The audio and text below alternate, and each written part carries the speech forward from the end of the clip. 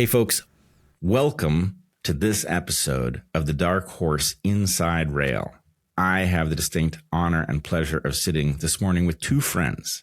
Aaron Day is a fellow at the Brownstone Institute. I am also a fellow at the Brownstone Institute, and he is what I would call a digital revolutionary. He is, I will warn you, something of a black pill when it comes to understanding the hope and promise of cryptocurrency and what is happening to it in the present. And Steve Patterson is an independent researcher. I will say he may push back on the designation, but I will say he is also my favorite philosopher. He is, of course, a previous guest on DarkHorse, and you should check out that episode. Steve has written 2 books on at least cryptocurrency, if not Bitcoin. The more famous of them, he co-authored with Roger Ver the book Hijacking Bitcoin, which I highly recommend. I've taken a ton of pushback for talking about what is in that book. People swear the book is nonsense, but here's a pattern you should be aware of. When people tell you that hijacking Bitcoin is nonsense and that there are other things you should know, they never follow up with the things that make it clear that there's something wrong with the story presented in hijacking Bitcoin. That's conspicuous. So without further ado, Aaron and Steve, welcome to DarkHorse. Thanks. Great to be here. All right. So we have our work cut out for us this morning because we have multiple layers of a very difficult, at least highly complicated topic to discuss in order to get to the part that matters to people. The question of, are we going to remain free? What are the tools that allow us to remain free? And what is happening to them both technologically and legislatively at the moment? So the role I think I'm going to end up playing this morning is I am going to try to translate, based on an admittedly imperfect understanding of cryptocurrency, of Bitcoin, of the hijacking, and of the technocracy that seems to be emerging around us. And these two gentlemen are going to do their best to point us at the stuff that really matters. So I don't know who we should start with. Steve, do you want to start off and talk a little bit about the history of Bitcoin and the hijacking that you and Roger allege has happened, and any evidence that has emerged more recently that would suggest your model is either correct or flawed? And Aaron, you feel free to jump in anywhere that seems appropriate. Our first sponsor on this episode of the Inside Rail is Helix, which makes truly fantastic mattresses. We've had our Helix mattress for well over 4 years now, and it continues to provide amazing sleep, just as much as it did when we first got it. It's firm, which we like, but if you want a soft mattress, they make those too. It's cooling, it's quiet, and it's just lovely in every regard. Everyone has had bad sleep. Sometimes that's attributable to modernity, the light shining in your window, the noises of humanity that you can't shut out, the turning of your brain, your physiology that's been mangled by fake food and pharmaceuticals.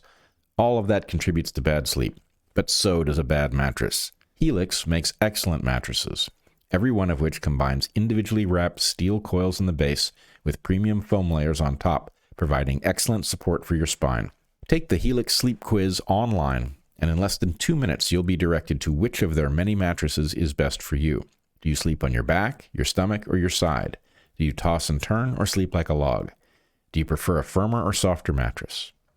Once you've found your perfect mattress, you have 120 nights to try it out without any penalty in the unlikely event that you don't love it.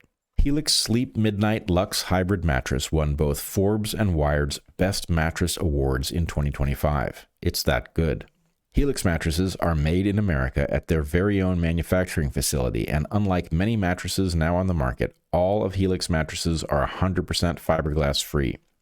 Helix mattresses are built for human bodies and built to last. Helix also supports military, first responders, teachers, and students by giving them a special discount.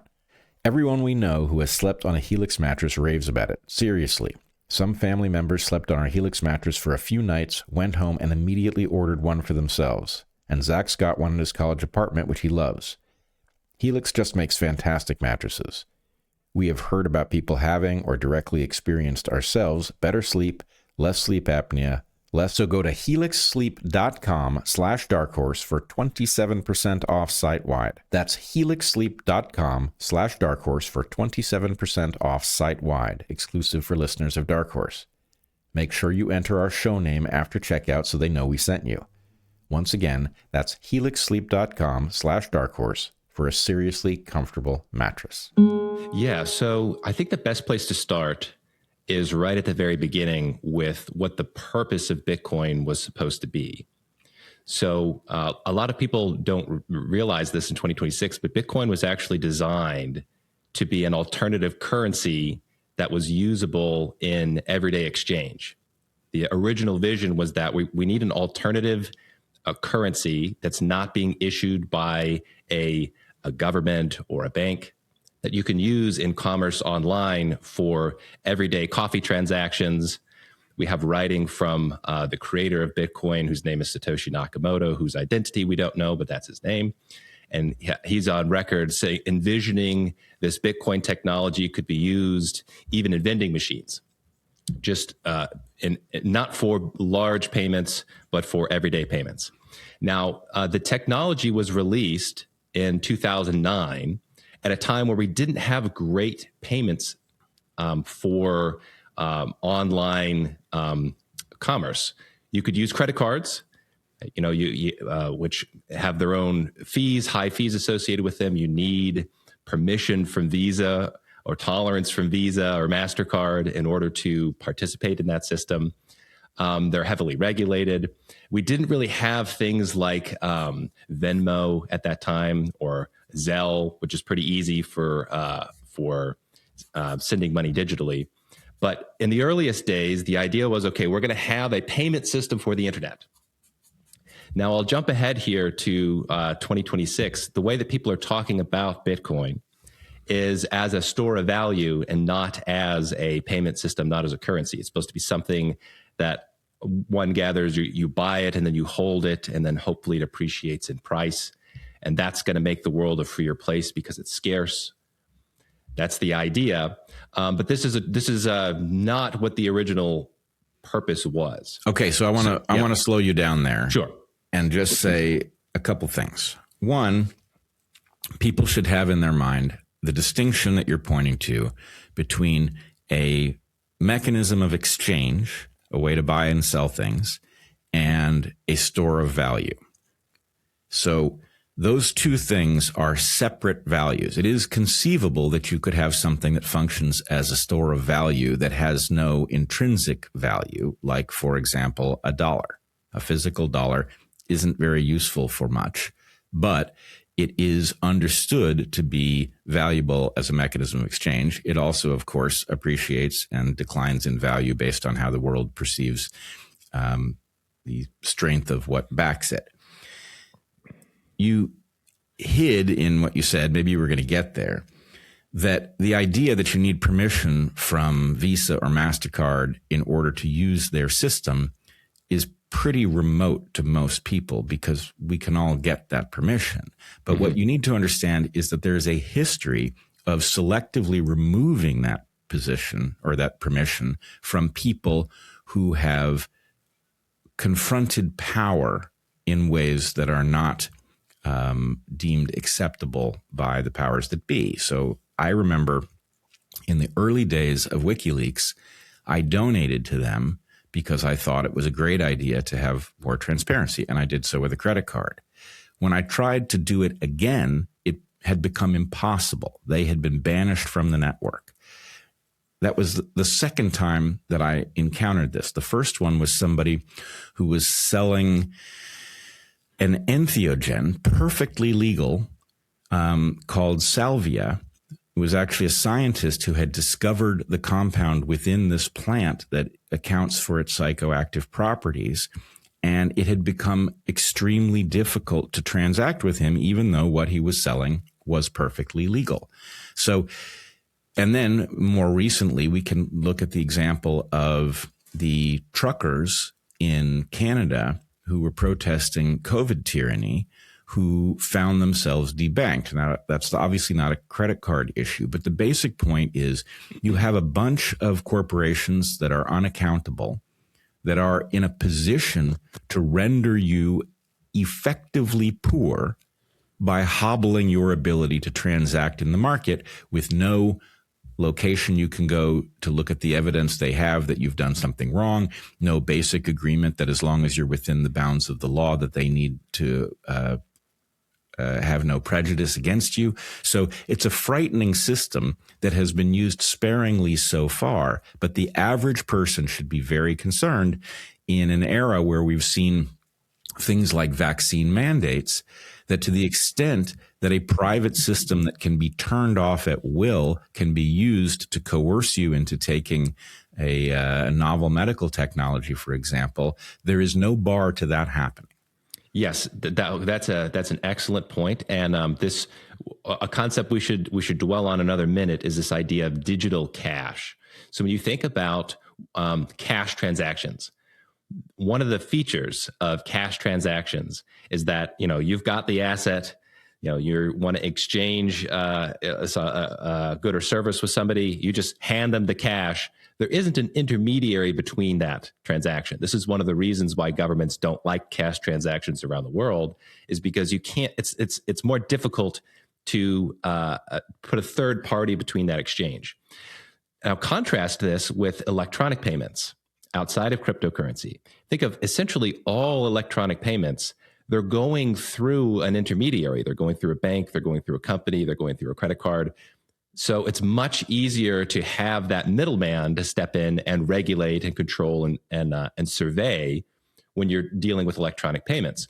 Well, this is a great opening here that Satoshi Nakamoto saw for digital cash, electronic cash. Maybe we could get the peer-to-peer feature of cash transactions, but make it digital, so it doesn't have to be tied to physical bills. That was part of the beauty and the excitement around Bitcoin, is it seemed like we're going to capture the features and the efficiencies of electronic payments, but we're going to get around the costs of it being electronic in the sense that it's going to be centralized, because this is going to be a peer-to-peer electronic cash system. Peer-to-peer and anonymous. So the idea that you could have an exchange, the record of your exchange between wallets exists in public, but your identity would not inherently be tied to it if you didn't want it to be. So just one technical point here, because people will say, well, that's not anonymous, that's pseudonymous. Yep. So the idea of anonymity is that the record, there's no record and there's no identity. The idea with pseudonymity is that you have essentially accounts that are public, sometimes names that are public. In this case, the transactions are public, but you don't inherently know the identity of the person behind that transaction. Now, in practice, it's actually not that difficult, in hindsight in particular, to analyze this public ledger of the Bitcoin blockchain and figure out who those identities are. So in practice, the pseudonymity, there are privacy problems that are pretty deep in Bitcoin. So a lot of people thought that Bitcoin was supposed to be anonymous. It turns out it wasn't.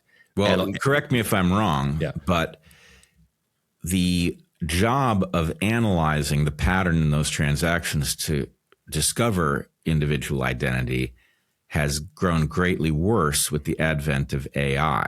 It is much easier to point an AI at the question and have it analyze large amounts of data and look for logical patterns that identify people. And this is something we need to be concerned about in general. I mean, one thing, we're deep in the weeds here, but I can't say that based on what I've seen that I'm convinced that quantum computing is really what it pretends to be, that it has the potential to do what people who are pushing it claim that it has the potential to do. But certainly if it did, the thing that makes Bitcoin or any other cryptocurrency secure would fall by the wayside, because the computing power to break the cryptographic pattern would then be in reach. Am I wrong about that? Yeah. So I think with the quantum threats are generally overblown. because even if we get the capacity for quantum computers to do what they are claimed to do, it shouldn't be that difficult to make the algorithms quantum resistant. So I tend to think that those concerns really aren't going to be a threat. Well, hold on. Yeah. There are two questions. One, does the entire past ledger get opened?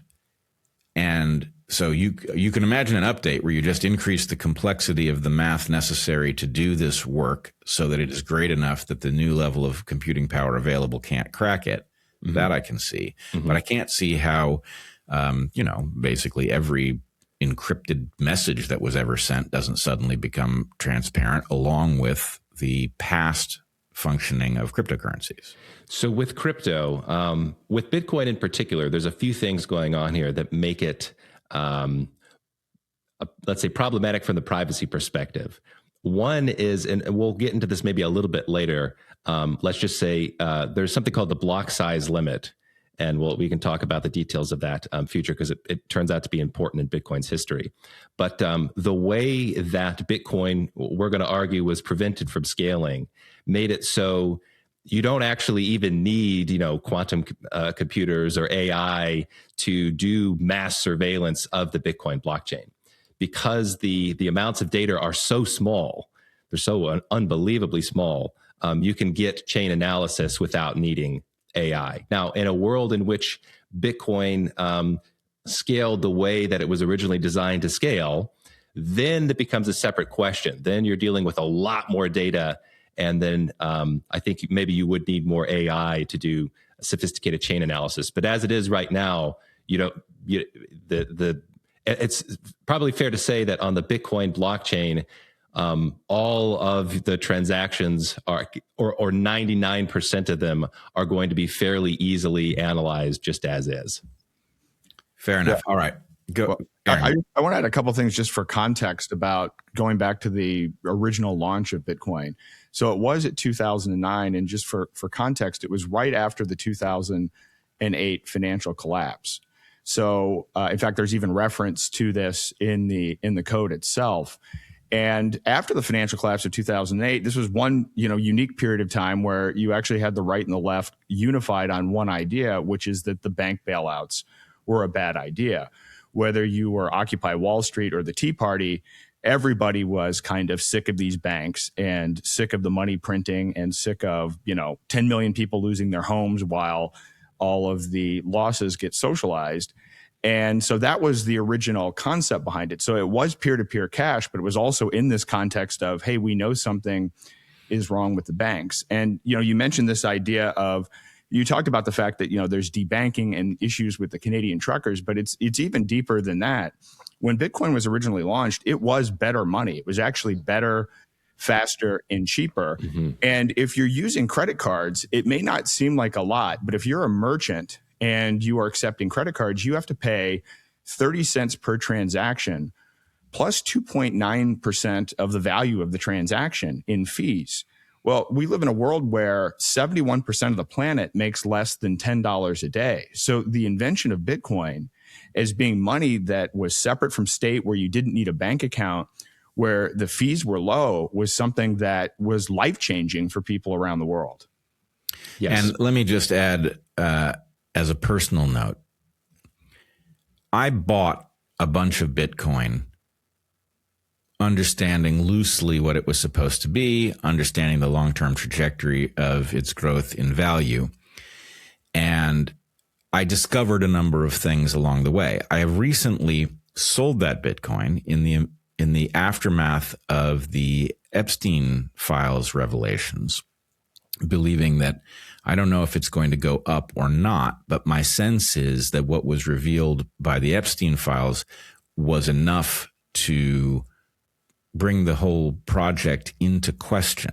Mm-hmm. And the reason I raise this is because in trying to get out of Bitcoin, so I had used an exchange, Coinbase, in order to buy Bitcoin, and I had put that money in an actual wallet of which I had sole custody. the process of getting the Bitcoin back to Coinbase into dollars and then out to my bank account was incredibly cumbersome. It was expensive. It was slow. It was frightening because you literally plug in an address. You send some small amount first to make sure that you've got the basics right. Now, I'm sure this is not true if you're doing this on a daily basis, but if you're just holding this stuff, it's sitting in some wallet and you say, hey, I want to get out. It took me something like a half a day to do this in a careful enough way that I was sure I wasn't going to evaporate the money into thin air from which there's no recovery. Brad, and okay. Further, because it went through Coinbase, Coinbase has a know your customer, KYC, right? KYC, know your customer, means that there's nothing remotely anonymous about this transaction. It's happening absolutely in the open. And so anyway, the point I'm trying to make is that what Satoshi Nakamoto lays out as the plan for what Bitcoin is to be is so far from what it has become. Slow. I mean, my credit card, I can be cashing out a transaction at the hardware store and it takes seconds. Bitcoin, it took 10 minutes to move. Each move took 10 minutes while the money is nowhere. And it's not anonymous. So it doesn't function as a means of exchange. It isn't cheap. It isn't fast. It's amazing how inverted from the initial vision it's become. Okay, several things on that. Thank you for bringing that up, Bret. Believe it or not, I'm not exaggerating. You had a good user experience. Hear me out. Okay, now this sounds crazy. What has happened on multiple occasions because of effectively the technical redesign of Bitcoin, which we'll have to talk about later, is on multiple occasions you'll have the network will actually itself effectively come to a standstill for the majority of users. There's an artificial cap of 7 transactions per second on the Bitcoin network. And we'll go into detail of why it's there. And this was one of the key technical feature in the hijacking of Bitcoin was this transaction throughput limit. Okay, so what has happened on multiple occasions is there have been more users of Bitcoin than 7 transactions per second. And so there's a backlog of transactions that develop. And sometimes that backlog can result in days to process a single transaction. And on at least one occasion, it was more than a week to process the average transaction. So what has happened, there are horror stories. You say you were scared. There are people who've been told something about what Bitcoin is. They're trying to cash out. And when they send their transactions to try to get to Coinbase, literally the transaction won't confirm for like a week plus. And in the middle of that, you have the price massively fluctuating. So when you've had these network capacity issues, you might have the value of your Bitcoin dropping 10%, 20% in a short amount of time, and there's literally nothing you can do to get your transactions to go through the network. That's happened on multiple occasions. With the thing being a risk, I mean, I know I've said this already, but the idea that you are engaged in a transaction that because of the way in which it is secure can't be fixed. You can't walk into the equivalent of the Bitcoin bank and say, I made some kind of error. Where is the $10,000 that I intended to move from here to there? It's on you to get it right. So the combination of it's so slow that you can't even tell whether it worked, and an error would be fatal and unrecoverable is amazing. I mean, I was stunned that this took me really more than half a day. And now that I hear, the shower I went and took while I was waiting to see if the transaction landed was apparently a small period of time. Yes. And by the way, I got through the shower and it had not landed. That is stunning to me that the vision has been so inverted. So the punchline here is the means of exchange has evaporated. Now, of course, Bitcoin people will say, no, it hasn't. There's a second layer, the Lightning layer, that allows you to do just that, which is true more or less, but it is not the idea of a currency that is, hyper secure and trivially expensive and rapid to use, so it effectively functions as cash. So a few things on that. We'll have to talk about Lightning in detail as well, because the most of Lightning is a marketing hype. It doesn't actually translate into the reality of how the tech works. In practice, what Lightning is just a custodial wallet.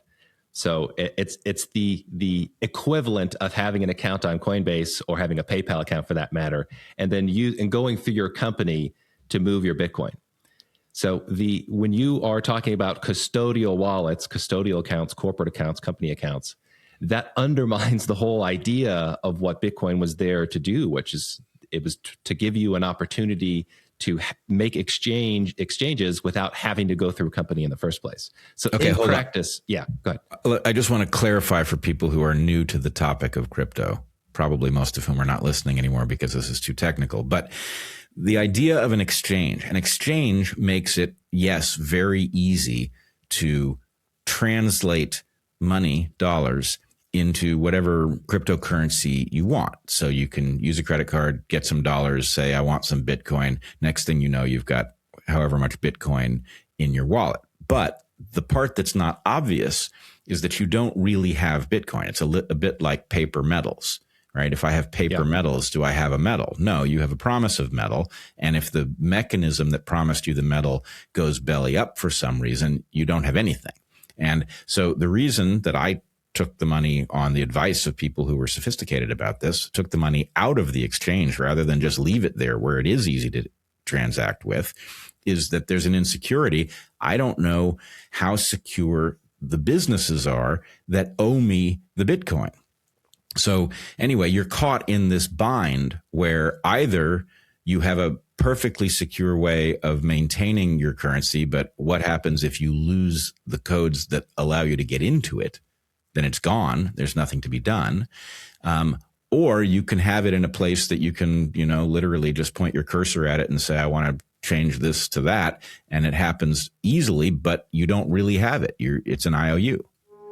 Our second sponsor this week is ARMRA colostrum, an ancient bioactive whole food. Here at DarkHorse, we talk frequently about the fact that we live in an age of hypernovelty. Humans are the most adaptable species on the planet, and even we can't keep up with the rate of change that we are imposing on ourselves.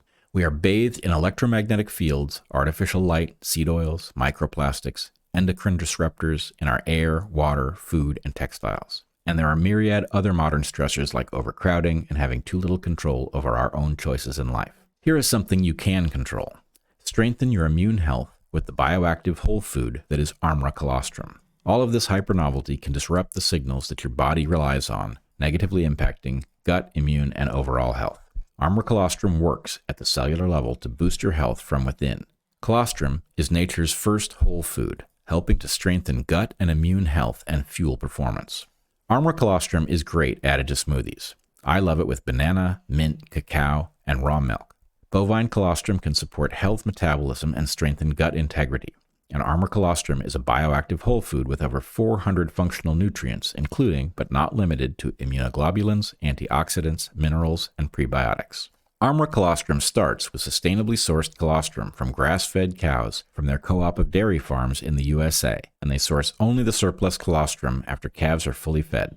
Unlike most colostrums on the market, which use heat pasteurization that depletes nutrient potency, ARMRA colostrum uses an innovative process that purifies and preserves the integrity of hundreds of bioactive nutrients while removing casein and fat to guarantee the highest potency and bioavailability. The quality control is far above industry standards, including being certified to be glyphosate-free. People who have used ARMRA's colostrum have reported clearer skin, faster and thicker hair growth, and better mental concentration. In addition, people using ARMRA's colostrum have noticed a decrease in muscle soreness after exercise, better sleep, and fewer sugar cravings. ARMRA colostrum is the real deal. We've got a special offer for the DarkHorse audience. Receive 30% off your first subscription order. Go to armra.com/darkhorse or enter DarkHorse to get 30% off your first subscription order. That's ARMRA.com/DarkHorse. Now, I do want to let's return back a little bit to the history here, and then it'll take us into some of the other concepts that you mentioned. So, believe it or not, the user experience in Bitcoin was actually pretty great back in 2014. So the experience that you're having now of you got to wait 10 minutes because the exchange requires so many confirmations and it's high stress, very cumbersome. That user experience is worse more than 10 years later than it was in 2014. And I know Aaron can attest to this. Aaron was early in living off of crypto for a long time ago. So maybe you can talk about. This sounds crazy that this technology, this is world-changing technology, is actually a worse experience now than it was 12 years ago. But isn't that the case? It's absolutely the case. So I first was exposed to Bitcoin in 2012. And I remember when I received Bitcoin, it was at a Liberty Forum conference here in New Hampshire. Somebody just sent me Bitcoin to my mobile device, and it was nearly instant with no fees. And I've experienced as a serial entrepreneur dealing with credit card processing companies and everything else. I'm like, wow, there's no bank. There was essentially no fees. And, as Steve said earlier, at this point in time, Zelle didn't exist. You didn't have Google Pay or Apple Pay. So it was definitively a better, faster, cheaper product. It was the best way to move money.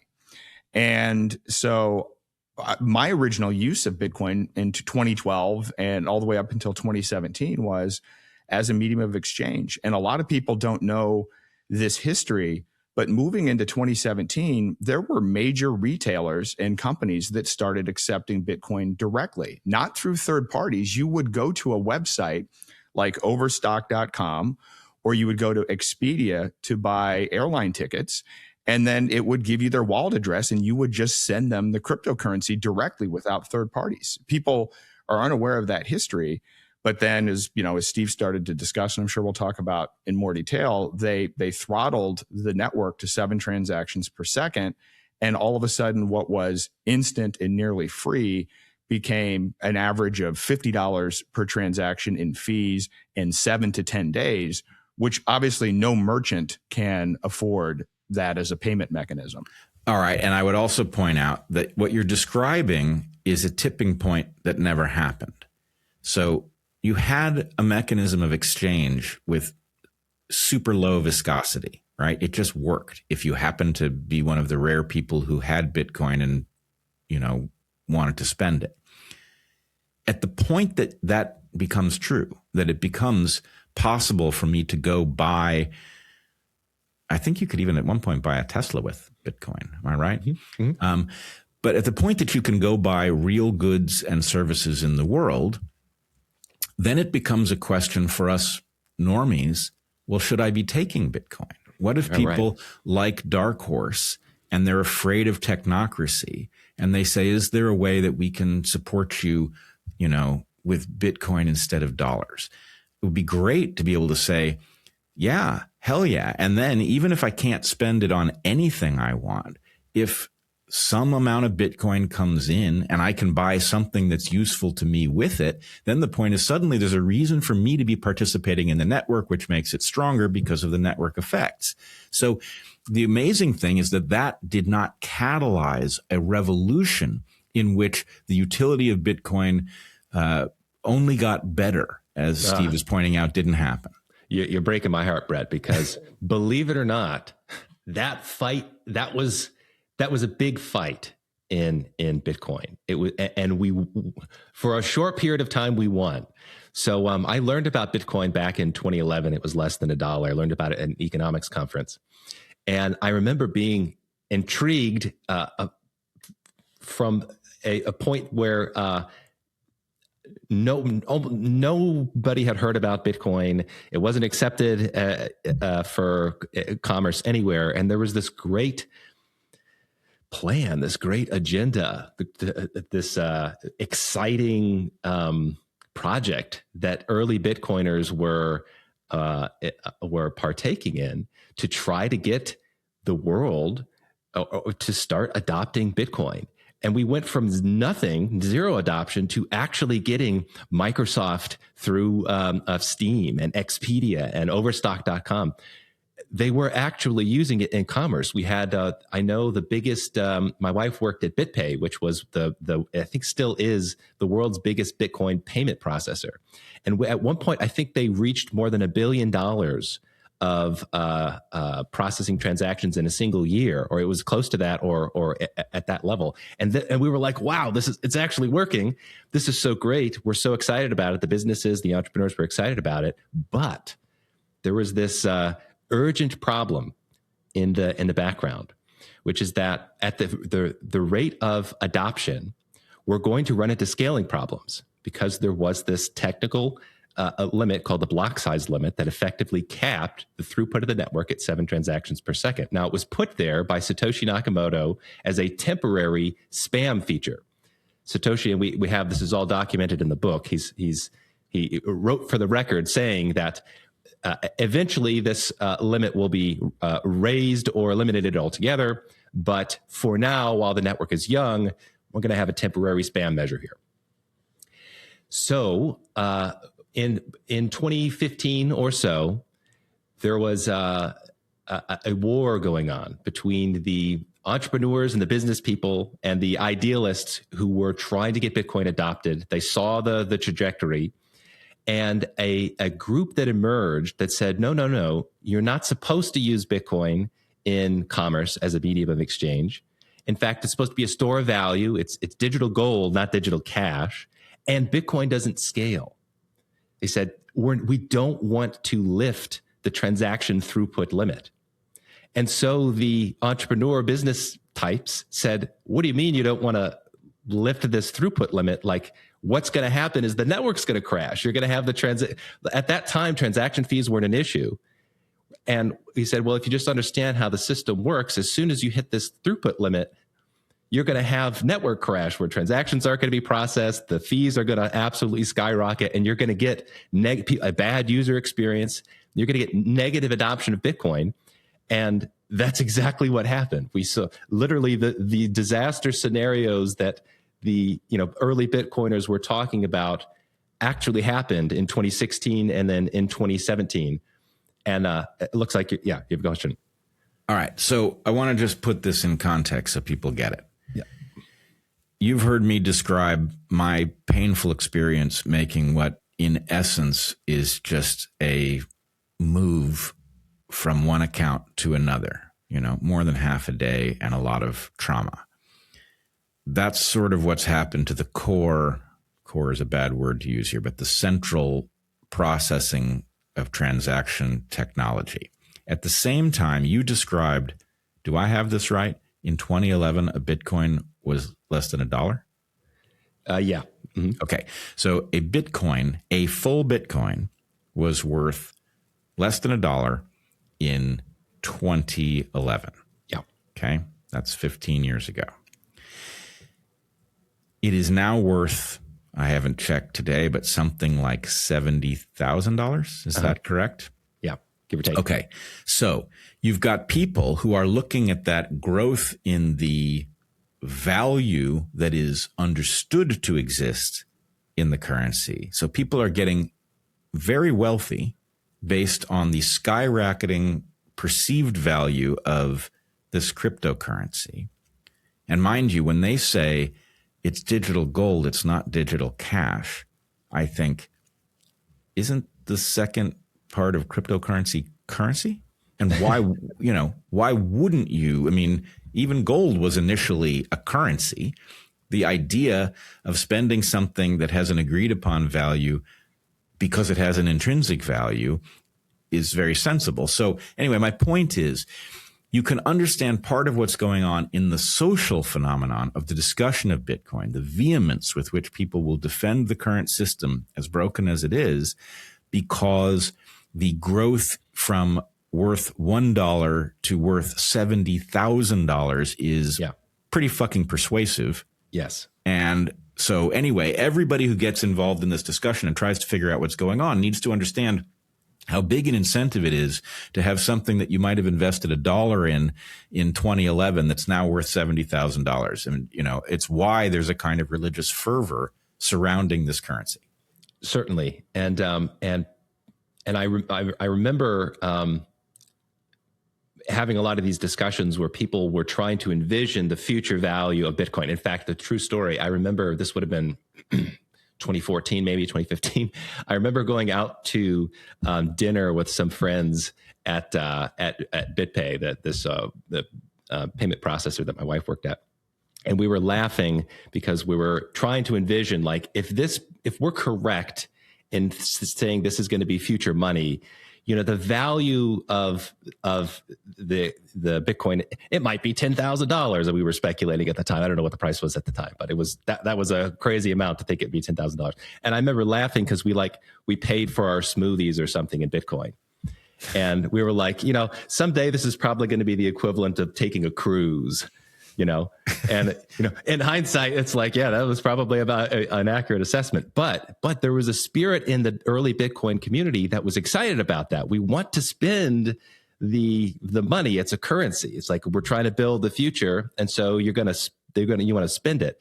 It seemed so bizarre to so many people in early Bitcoin to hear people say, no, you're not supposed to spend it. If you're spending your Bitcoin, you're doing something wrong. And so there's a theme in the history of crypto, which is let's say the importance of economic thinking in cryptocurrency and in Bitcoin, because there's a lot of people who want to make purely technical arguments about software and about code.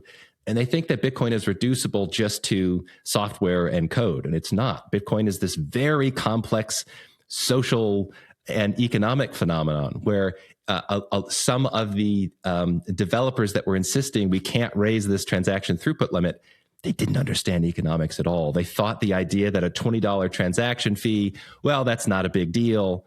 They thought that, some of the software engineers that were working on Bitcoin didn't really care if this coin was usable in everyday commerce because they had this vision of they wanted it to be some separate system. But yes, the economic and monetary aspects of Bitcoin are deep and important, and unfortunately overlooked because when people are making gobs of money, I feel like the quality of careful analysis and reasoning has gone downward. Well, actually, can I take this moment to preempt something that I think all of us are certain is going to happen here? This discussion in which we talk about cryptocurrency, its promise, its warts, and specifically talk about the promise of Bitcoin and what has happened to it. One thing that is 100% guaranteed is that we are going to get incredibly vehement pushback. People are going to say, we don't know what we're talking about, that we misunderstand what this is supposed to be. We misunderstand the remedies that take care of all of the problems we're pointing to. And I would just point this out because I've been here 100 times already. You guys have probably been here thousands of times already. I don't accept anything that amounts to bluster. I will entertain actual arguments with content that can be evaluated logically. But if your point is that Aaron, Steve, and Bret are dumb fucks and that they just don't get it, that's not an argument. And if you have a lot of Bitcoin and therefore the perception of its value is what is feeding you, then there is an obvious question about the conflict of interest that raises in you. So definitely check the comments on this one. You're going to find a lot of vitriol, but check the vitriol for content. And if what happens is somebody says something complicated so that you assume they know what they're talking about, the chances are that doesn't stand up. And let me say just one more note on that, sort of maybe preemptively here, is as a pattern, there's an overlapping pattern in what happened with COVID and what happens in Bitcoin and elsewhere, which is that people want to claim that the secret knowledge of the technical experts is what's needed here in order to have an informed opinion. And really, if you understand the details of the Lightning Network, if you understood the details of how nodes operate on the network, then you would see why we're all so ill-informed here. What has happened, and this was the same thing if you recall during COVID, it was, well, what about these shots is an issue? It seems like on paper we should be skeptical that this is a new technology that's rolling out. And they're saying, listen, there are some technical experts who know that the mRNA shots for such and such and such a reason are going to be safe and effective, and you just got to trust us. It really is the same pattern here, and something that was incredible to witness firsthand is that in Bitcoin, there were competing technical camps, and I've never called myself a technical, however, relative to the people who have strong opinions on this subject. I'm like hyper technical because I understand some basics here that a lot of people don't understand in 2026.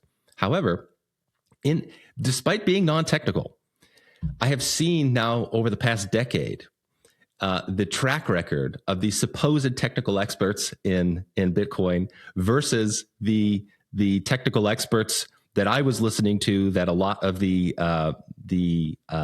old school Bitcoiners were listening to, and I've just compared them. Were the claims of the core developers, the Bitcoin core developers, were they correct in hindsight, or were the critics of Bitcoin core correct in hindsight? And on the technical points themselves, it's overwhelmingly in the favor of the people like myself and others who were critical of the direction that Bitcoin went on from the technical perspective. And it's going to be the same thing with technical criticisms of the mRNA platforms, right? All of the promises that we heard about how special these shots were and how the lipid nanoparticle is this a miraculous design of engineering and it's not going to give us problems. Well, those technical experts that we were supposed to be, deferring to turned out to be critically wrong on their own subject matter. Actually, the analogy is perfect because you have a highly technical subject. You have a small number of dissidents whose track record is getting better by the week. And then you have a mainstream, in this case, it's weird because Bitcoin itself is not mainstream, but within Bitcoin, you have a mainstream consensus about it's just fine. It's digital gold. We've solved your problems. Block wars are over. Get over it.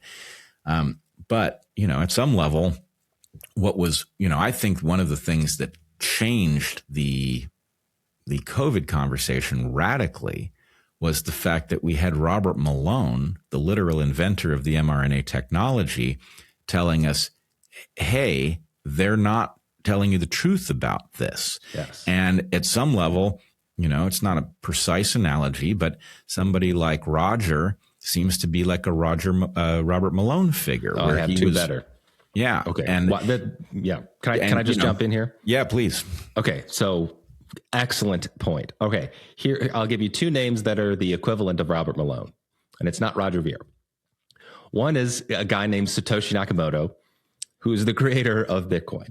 One of the technical arguments that are made for people, because this will come up, and we won't go into detail here, but they'll say, well, we have to keep this throughput limit low so that people can run their own nodes, because they claim that it's important that Bitcoiners run their own nodes in order to get the benefits of using Bitcoin.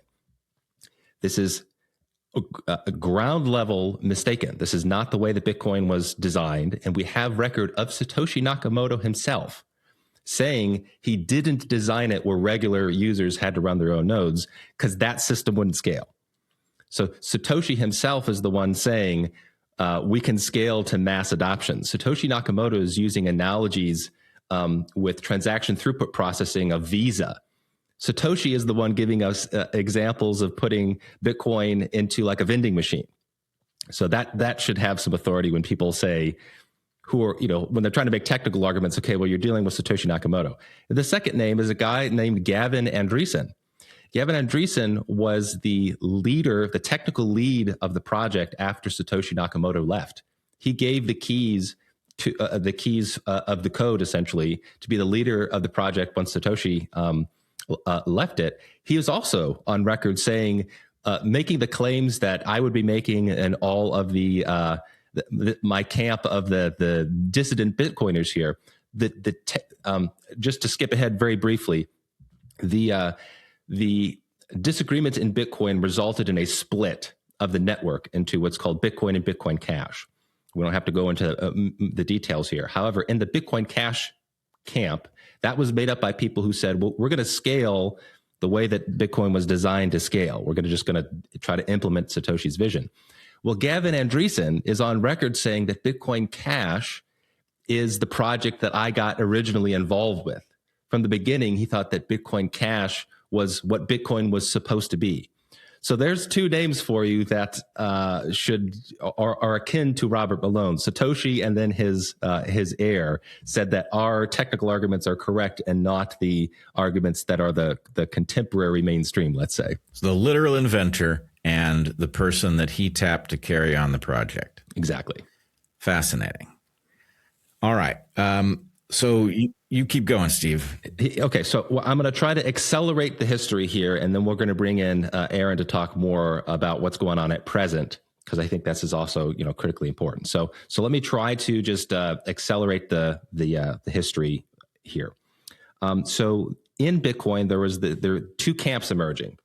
We're going to call them the small block camp and the big block camp. The small block camp said we need to keep the transaction throughput very low.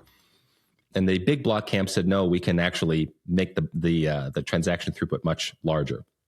Well, the big blockers, in the spirit of Satoshi and Gavin Andresen, we were noticing that some weird things were happening in 2015, 2016, 2017 that looked like, especially in hindsight, the project was being taken over. Not only had the narrative shifted, but you also had a critical set of these software developers, the Bitcoin Core developers, that formed their own company or employed by this company called Blockstream. Now, Blockstream turned out to be, at the time, I think they were founded in 2015, I want to say, 2014, 2015. There was a bunch of smoke around this company, Blockstream. This was the boogeyman that the big blockers were saying, this is a problematic company. And now we've learned just in the past few months with what has happened with some of the Epstein emails, which we can talk about, all of that smoke was coming from a raging fire. Okay, Blockstream does look like this. I would say they're the most important company in Bitcoin's history because they were employing some of the key developers during this time period of 2014 to 2017. So to summarize, you had these two factions, and then there was a great split in 2017. You had the big blockers went with Bitcoin Cash, the small blockers went with Bitcoin Core, the core developers. The big blockers are the people who were advocating to scale the network so it would continue to function as a currency. Right, and that's term big block. Maybe we don't even have to go into it. Never mind. We just wanted to scale layer one the way that Satoshi designed the thing to scale. And we thought that this layer two idea, while there could be good ideas incorporating layer twos, in order to have a functional layer two system, you have to have a functional layer one system. If you have high transaction fees on layer one, the second layer solutions don't really check out. They don't really make sense. And the result we cautioned is that it would be a custodial system. So people are going to stop using the actual technology and they're going to use a company instead. And this is in fact what we saw. So fast forward to after the split, you have I should mention one more thing. Here's a critical piece of the puzzle. Around 2015, we had the two largest discussion platforms on the internet for discussing Bitcoin were censored at the same time, and they turned out to be owned by the same pseudonymous person. So there's this entity whose name is Thamos. That's his username. We don't know his real identity. And he owned the two main discussion platforms for Bitcoin on the internet. One was the Bitcoin subreddit at the time, and the other is called bitcointalk.org. The overwhelming amount of discussion online that was happening about Bitcoin were on these two platforms. Around 2015 or so, there was alternative implementations that were gaining popularity as people were trying to route around the Bitcoin Core developers. And this individual that owns these two discussion platforms said in public, in writing, that for the good of Bitcoin, he was going to start censoring the mentions of these alternative software implementations that were trying to get around Bitcoin Core. He said, this is a rough quote. He said, "Listen, I've been around in forums for a long time. I know the effect that censorship has on people, and for the good of Bitcoin, I'm going to start censoring the big blockers in effect." Okay, so I want to point out one reason that may be subtle as to why this is as important as it turns out to be. Bitcoin is designed to be decentralized in every regard, meaning that there is no Bitcoin company or official designation. Anybody can take the code of Bitcoin and they can modify it however they want. They can do what's called forking and basically start their own currency from it. And in general, people aren't going to adopt those things. But if somebody has a superior implementation, it can catch on and it can displace whatever was the mainstream. So the idea that in a decentralized decision-making network, that discussion of certain things is going to be censored in the place where people have gathered creates a problem, which is if you want to say, well, fine, those people are on the wrong track, let's discuss the alternative, and you can't discuss it in the place where the people are, then basically, you're shouting into the wind alone somewhere, unable to talk to the people that need to hear you. It's like, well, if Facebook is censoring, why don't you start your own? Yeah, like, exactly. Have you tried to start your own Facebook? You know what happens when you do? Nothing. Exactly. And one of the consequences, the intended consequences, is that as newcomers would come in we're talking 2015. So I don't know how long most people have been around a Bitcoin, but only a subset have been around even that long. But those were newcomers coming in 2015. They're only going to hear one side of the story. They're going to know there are these bad guys that are trying to take over Bitcoin, these big blockers that have, bad ideas. And they're not going to hear their perspective unless they go out of their way to find the discussion channels that those individuals are using, that the dissidents are using. Oh, that's an incredibly important point that I had missed. Because of the rate of growth of the size of the community, the number of people who weren't there to hear, hey, we're going to censor this, and what they in effect get is a ongoing discussion in which certain things aren't discussed and presumably aren't to be taken seriously, because if they were, people would be talking about them. Yes, and that there's already a set of villains that people know. Oh yeah, this Roger Ver guy is a villain. Some of the the big block Bitcoiners, these are villains. Even the people like Gavin Andreessen, who Satoshi left the project to, were villainized, and people didn't really know why he was villainized. But that was only because they're triangulating based on the behavior of the individuals in the network that they're a part of. And it should be noted that this position, the big block position, believe it or not, this was actually the majority position in Bitcoin until at least 2015, maybe 2016. I could make the argument that even in 2017, and then it's definitely not the majority position today.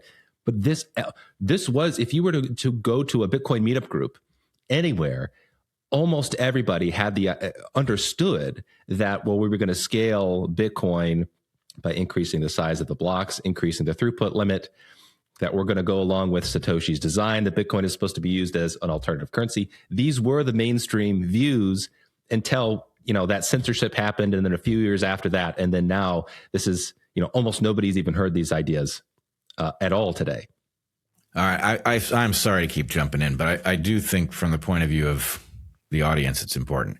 Back in the day, and I'm a super latecomer to all of this, but back in the day, everybody had the experience that somebody who was on board with Bitcoin and was excited about it because they had experienced what it was and they had seen its potential would say, you'd say, I don't really understand cryptocurrency. And they'll be like, look, here's what we're going to do. I'm going to set up a wallet. I'm going to send you a little Bitcoin. And they would send a little Bitcoin and it would magically arrive in your wallet. Yes. And suddenly the light bulb goes on over your head and you think, okay, now I see what this could be. If you did that now, it would make the opposite point because, yes. Well, I just sent you some. Have you seen it? It's like, well, why is this taking like 1 million times longer than an email or a text message would? Right? It just doesn't make sense. Yes. The pitch was actually to just send people Bitcoin. This is one, we mentioned Roger Ver a few times. He earned the nickname Bitcoin Jesus, even though he doesn't like that nickname. But he earned it in part because he would go around and he'd give talks about how excited he was about Bitcoin. This is going to be revolutionary alternative currency. And then he would give Bitcoin to people. It'd be like, hey, you want the real pitch? Download this app and I'll send money straight to your phone. And there's nothing that a third party can do about it. And it was an incredibly effective pitch. I'm sure you saw that all the time, Aaron. Absolutely. Yep. Okay, so let's. I'll try to finish the history here, and then we'll talk about the present moment. So we have the censorship, we have the fork, and then we have what I would call the mainstream phase of Bitcoin, where I know you say it's not mainstream, which I'm sure this is objectively true. However, from my world, going from seeing this thing nobody knew about Bitcoin to like Tom Brady is making ads, on TV about it, is like I feel like we hit the mainstream. And this history was not told. Somehow, despite it being the mainstream perspective for many years, nobody really knew what happened to Bitcoin. Nobody had heard this, and so I teamed up with Roger Ver to sort of try to give the losers side of the story. We were in a fight. We were fighting for Bitcoin.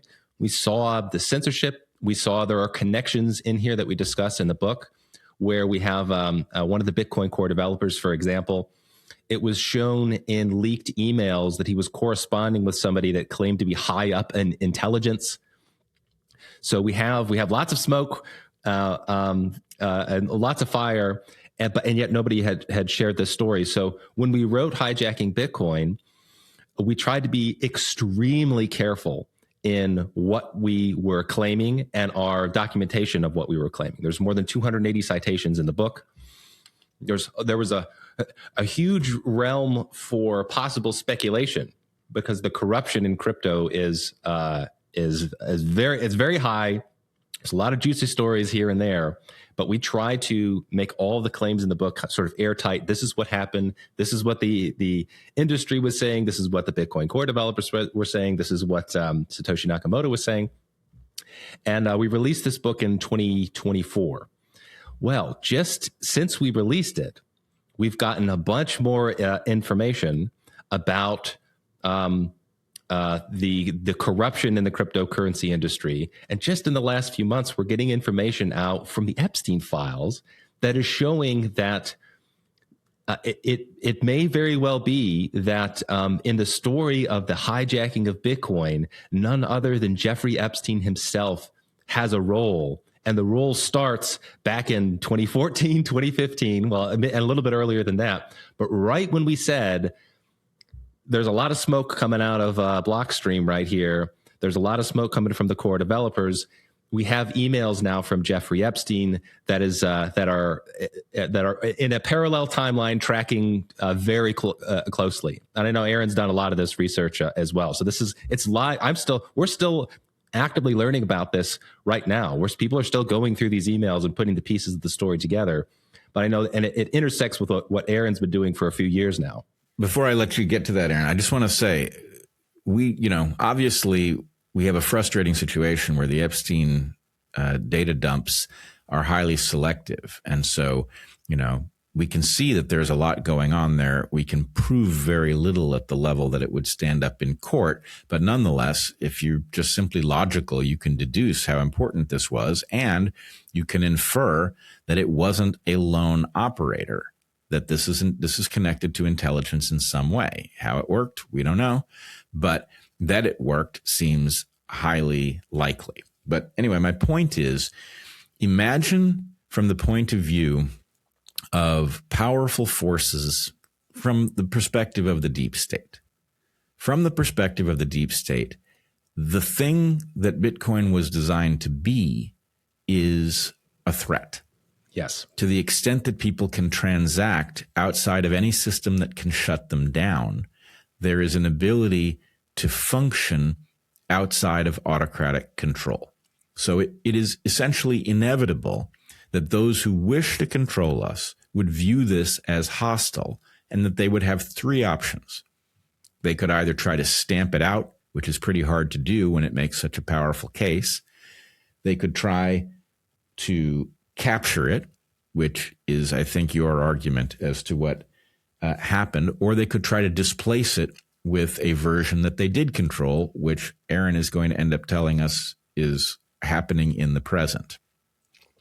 Aaron, did you want to jump in? Yeah, it's a little bit of all of the above. So I came at this whole thing a couple of different ways. One, I started using Bitcoin, and then in 2019, I started living on cryptocurrency, gold and silver. I stopped using a personal bank account, and I noticed that friends of mine were were being targeted by the federal government that were at this intersection of crypto and liberty. A guy by the name of Ian Freeman, who was the co-host of a show called Free Talk Live. Free Talk Live was the first radio show in the entire world to discuss Bitcoin. It was in 2010. Roger Ver learned about Bitcoin from Free Talk Live. Gavin Andresen heard Free Talk Live and in fact met with Mark Edge, with the other co-host, and said it was the most profitable lunch he'd ever had, and they paid for their Thai food or whatever with Bitcoin. And so Ian was targeted. He was raided 5 different departments of the federal government. They broke down his door, arrested him, so on and so forth, and targeted him. It said, you sold Bitcoin without a license, and trumped up a whole bunch of these other charges. And then I saw other people were being targeted. So I said, well, look, I want to look into this. Why is this happening? And what I found was that President Biden had signed this executive order in March of 2022, Executive Order 14067. And what it did is it authorized the U.S. government to pursue a CBDC while taking a whole of government approach to crack down on crypto. Because if you're going to roll out a central bank digital currency, if you're going to roll out a currency that can be tracked, programmed, and censored, people aren't going to like that. So you need to get rid of the competition. And sure enough, that's why I believed Ian and others were targeted. And this was at the very beginning. Now, subsequently, everybody was targeted and people were arrested, but this was kind of way ahead of the curve on this.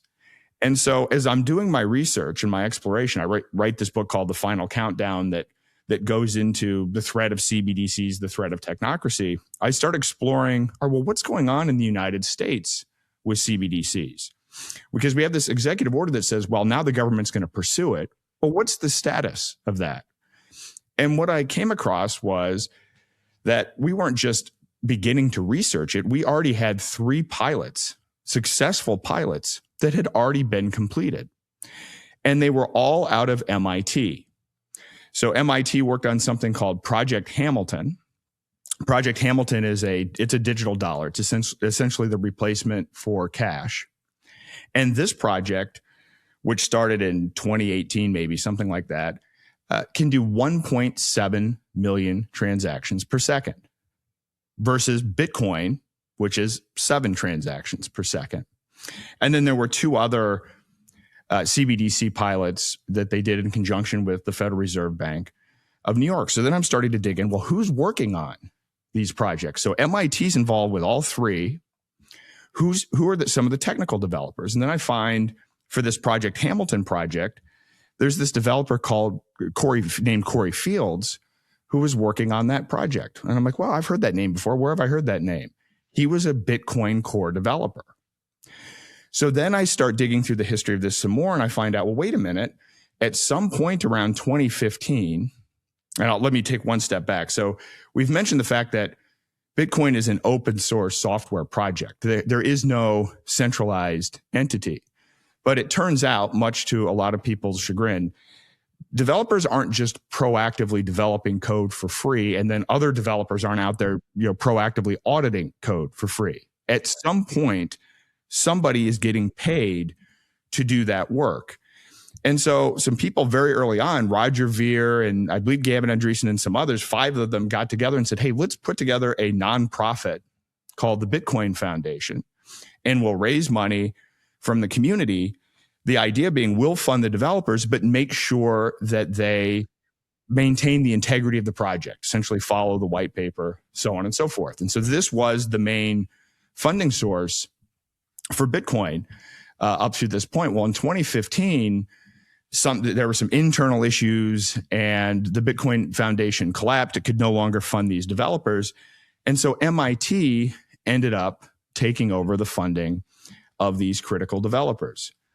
Corey Fields was one of those developers. So one of the core developers that MIT was funding then went on to work on Project Hamilton at $1. Well, then I find right around this time, it gets exposed that Jeffrey Epstein funded this MIT group, which was run by a guy named Joy Ito. And Joy Ito, in addition to running the MIT group, also has a venture capital arm where he's making private investments in for-profit cryptocurrency companies.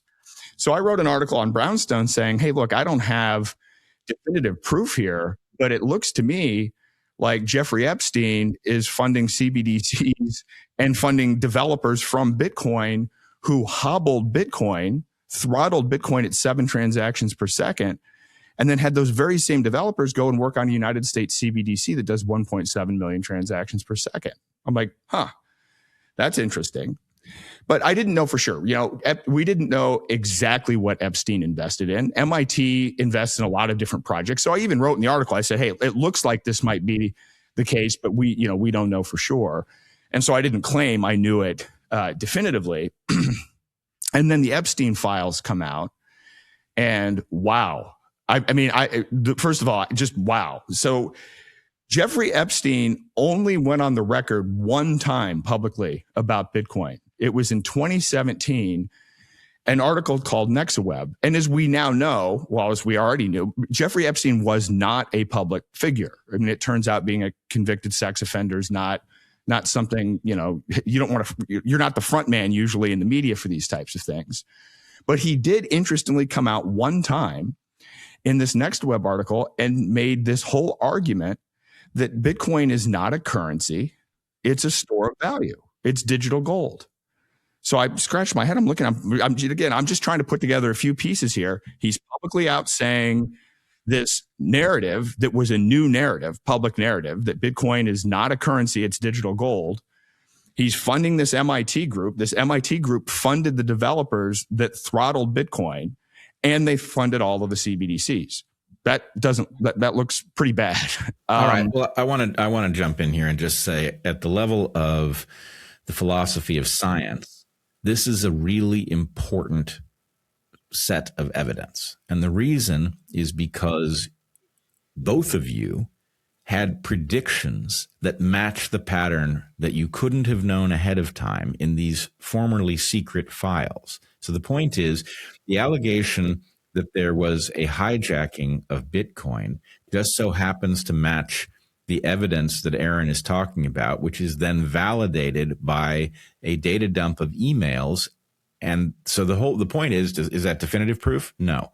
But what it is it is more than just, hey, look at this pattern. It looks like there was a hijacking. That was a standing prediction. And now you have a bunch of evidence that has validated that prediction. That's the signal we look for in science, that something is somewhere in the neighborhood of the truth. And we have more evidence here. This is just preliminary stuff. So I just want to say two things, and we'll let Aaron continue on the story here. The other, there's sort of two components, let's say, to the hijacking. One is whatever was going on with Epstein and MIT, and the other is Tether, which we haven't talked about at all. This might actually be the central story of what was going on with the hijacking of Bitcoin. So we'll have to talk about Tether, but I do want to take a moment to steal a little bit of Aaron's thunder, because I have two Epstein emails pulled up that are going to be relevant here, and they're going to be important for several reasons. One, I want to address this idea that Bitcoin is decentralized totally, and it's outside of anybody's control. It turns out that despite a great sounding theory, there are many centralized points of control in Bitcoin, the most important of which historically has been the control of the software. Who gets to determine what gets put into Bitcoin's code and what, importantly, doesn't get put into Bitcoin's code. The reason that the latter is important is because in the history of the hijacking, what I mentioned before that was so critical is not scaling the way that Satoshi designed the project to scale. So what the Bitcoiners want to say is they want to say, hey, look, we didn't make changes. How could we have hijacked Bitcoin because we didn't change the code? Well, in this case, it's because that piece of code was supposed to be changed, was designed to be changed. And by not changing it, you've turned it into some totally different economic model that only has 7 transactions per second, and you don't even use it in commerce. Okay, so the other piece of the puzzle here is that people have to understand how individuals in power think and how they operate. And it's not in a decentralized, emergent way where nobody's scheming or planning or trying to take control of things. It's actually pretty clear what they're trying to do, and as evidenced by emails that we have from the Epstein files. So I'm going to read 2. They're very short, but they're going to be illustrative of several different concepts here. Okay, so the first is from Joy Ito, this individual at MIT. In 2015, he's writing an email to Jeffrey Epstein when the Bitcoin Foundation is falling apart. He says, by the way, we're in the middle of a shit show right now as the Bitcoin Foundation melts down. I'm going to probably help create a place for the core developers to land. I'm talking to everybody involved right now.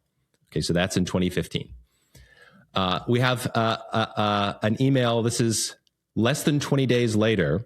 It's a little bit longer of a quote. This is also from Joy Ito to Jeffrey Epstein, because Epstein contributed some money to Ito to set this project up at MIT. He says, this is a direct quote from the email. The way that Bitcoin is organized currently is that there are 5 core developers and around 100 contributors to the core code. The 5 core developers are like Linus Torvalds of Linux. They decide what changes are made to the code. One of the 5 is the lead developer, Vladimir, and one is the chief scientist, Gavin. Gavin, Vladimir, and Corey Fields were being paid out of a nonprofit organization called the Bitcoin Foundation. A few weeks ago, it blew up when one of the board members declared the foundation bankrupt. Many organizations scrambled to step into the vacuum created by the foundation and take control of the developers. We moved quickly, talking to all of the various stakeholders, and the 3 developers decided to join the Media Lab. This is a big win for us. Earlier in the thread, he says, used gift funds to underwrite this, which allowed us to move quickly and win this round. Thanks, Joy Ito.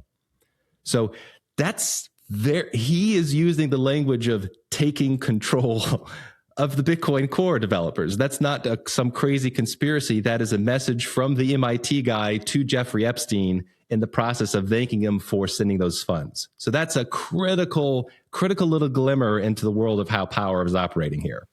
Yeah, when I read that, my first thought was about your book, because this is the evidence that you guys are right. And I've certainly heard a million times from people who don't seem to have substantive arguments that you guys don't understand what you're talking about or something. But here it is, in black and white in the Epstein files. Who would have thunk?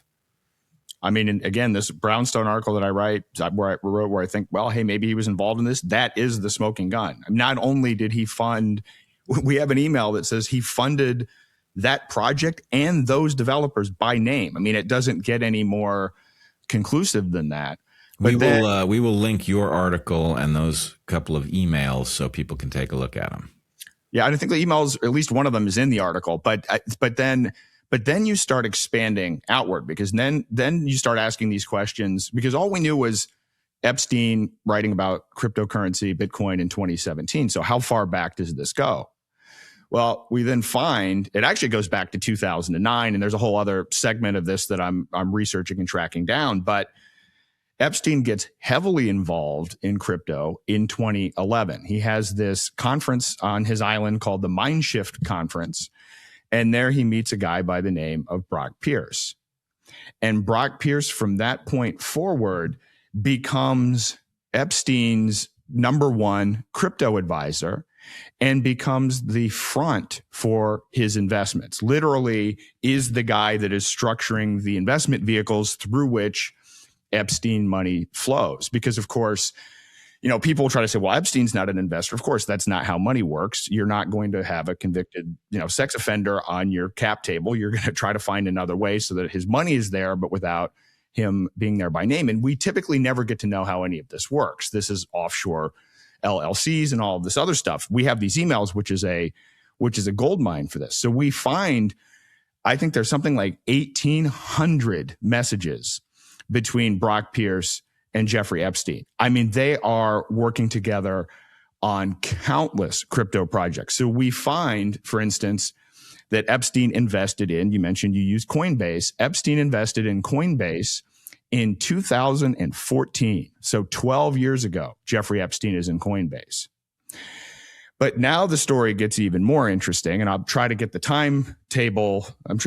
I get the timetable right, but I want to put it in a compelling way. And I'm actually going to write a book about this. I'm thinking of calling it The Creature from Epstein Island. But what you have is, we talked about 2015 being this pivotal year when the Bitcoin Foundation collapsed, where Joy Ito got this email saying, yeah, we heard from a board member that the Bitcoin Foundation collapsed. Well, guess who the chairman of the Bitcoin Foundation was? It was none other than Brock Pierce, Jeffrey Epstein's crypto advisor. So that's one piece of information.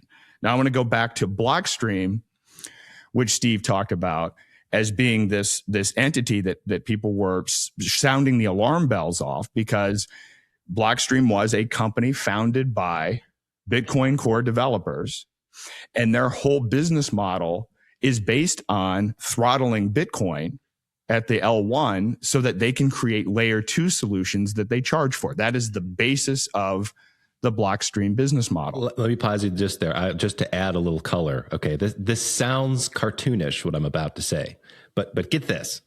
All right, so we've got the critical Bitcoin Core developers being employed by this company Blockstream. The CEO of Blockstream is this guy Adam Back. Okay, he's on record. This is another this quote from the book. He's on record during one of these network capacity failure moments where the fees are $10, $20. He's literally on record saying, hey, why don't you be part of the solution to the problem of high fees on Bitcoin and use this product called the Liquid Network? Well, the Liquid Network is an alternative blockchain created by Blockstream. It's not Bitcoin. It's their own proprietary alternative network on which they issue tokens. And now we're learning they're working with nation states to try to onboard them onto the Liquid Network. So you have the CEO of Blockstream employing critical Bitcoin Core developers. That CEO is saying, hey, you know how there are high fees on Bitcoin? Why don't you be part of the solution and use our product instead? And on their proprietary network, they get 100% of the transaction fees. It's like a cartoon villain, right? Yeah, no, that's incredible. And if it's true as you say it puts the lie to the whole line of the Bitcoin Core, because these people are moonlighting on a competitive product where they're disproportionately incentivized. At least a critical, it's not all the Bitcoin Core developers, but it was the ones that held critical positions of power, especially at the most critical moments in Bitcoin's history. They're literally, the CEO is advising people not to use Bitcoin and to use their corporate product instead. All right, Aaron, do you want to pick up the story? Yeah. So now we know that Epstein is funding the Bitcoin Core developers after his advisor, Brock Pierce, running Bitcoin Foundation, collapses. And what they fund is the cementing of this digital gold narrative. They fund SegWit, Lightning Network, the things that kind of cap Bitcoin at 7 transactions per second. But there's more. We then find out in the files that Epstein invested $500,000 in Blockstream 7 or 8 months before funding the developers to cement these changes. So he had a direct financial interest benefiting from his now Blockstream investment in hobbling and taking over the funding of these funding of these developers through MIT. It's unbelievable, but it doesn't even stop there, because as Steve mentioned, the big part of this story, which carries through in a big way today, is Tether. So it turns out that in addition to being Epstein's advisor and the chair of the Bitcoin Foundation, I think he may even still be the chair of the Bitcoin Foundation. That's another story for another day. Brock Pierce is the co-founder of Tether. Now, we talk about the fact that the narrative changed from digital cash to store of value. And in order for something to be seen as a store of value, it would need to either maintain its value or go up in value, right? Well, 2017 was a pivotal year. It was a breakout year for Bitcoin. This is where the Bitcoin price really skyrocketed and it started to hit mainstream news all over the world. There was a study from the University of Texas at Austin that found that more than 50% of the price appreciation of Bitcoin in 2017 was due to Tether. We also know during this time period from two different actions, one from the CFTC and one from the state of New York, that Tether didn't have the full reserves backing their stablecoin. So just by way of explanation here, a stablecoin is a digital currency that's tied to or pegged to the dollar. So one Tether equals $1. And your assumption is, well, if I have one Tether that's supposed to represent $1, then there must be at least $1 worth of assets. It doesn't necessarily have to be dollars. It could be gold or Bitcoin or something else, but there are some assets in theory backing Tether. Well, Tether to this day has never passed an audit. And until I think in the last week or two, they were never even able to secure an audit firm to audit them.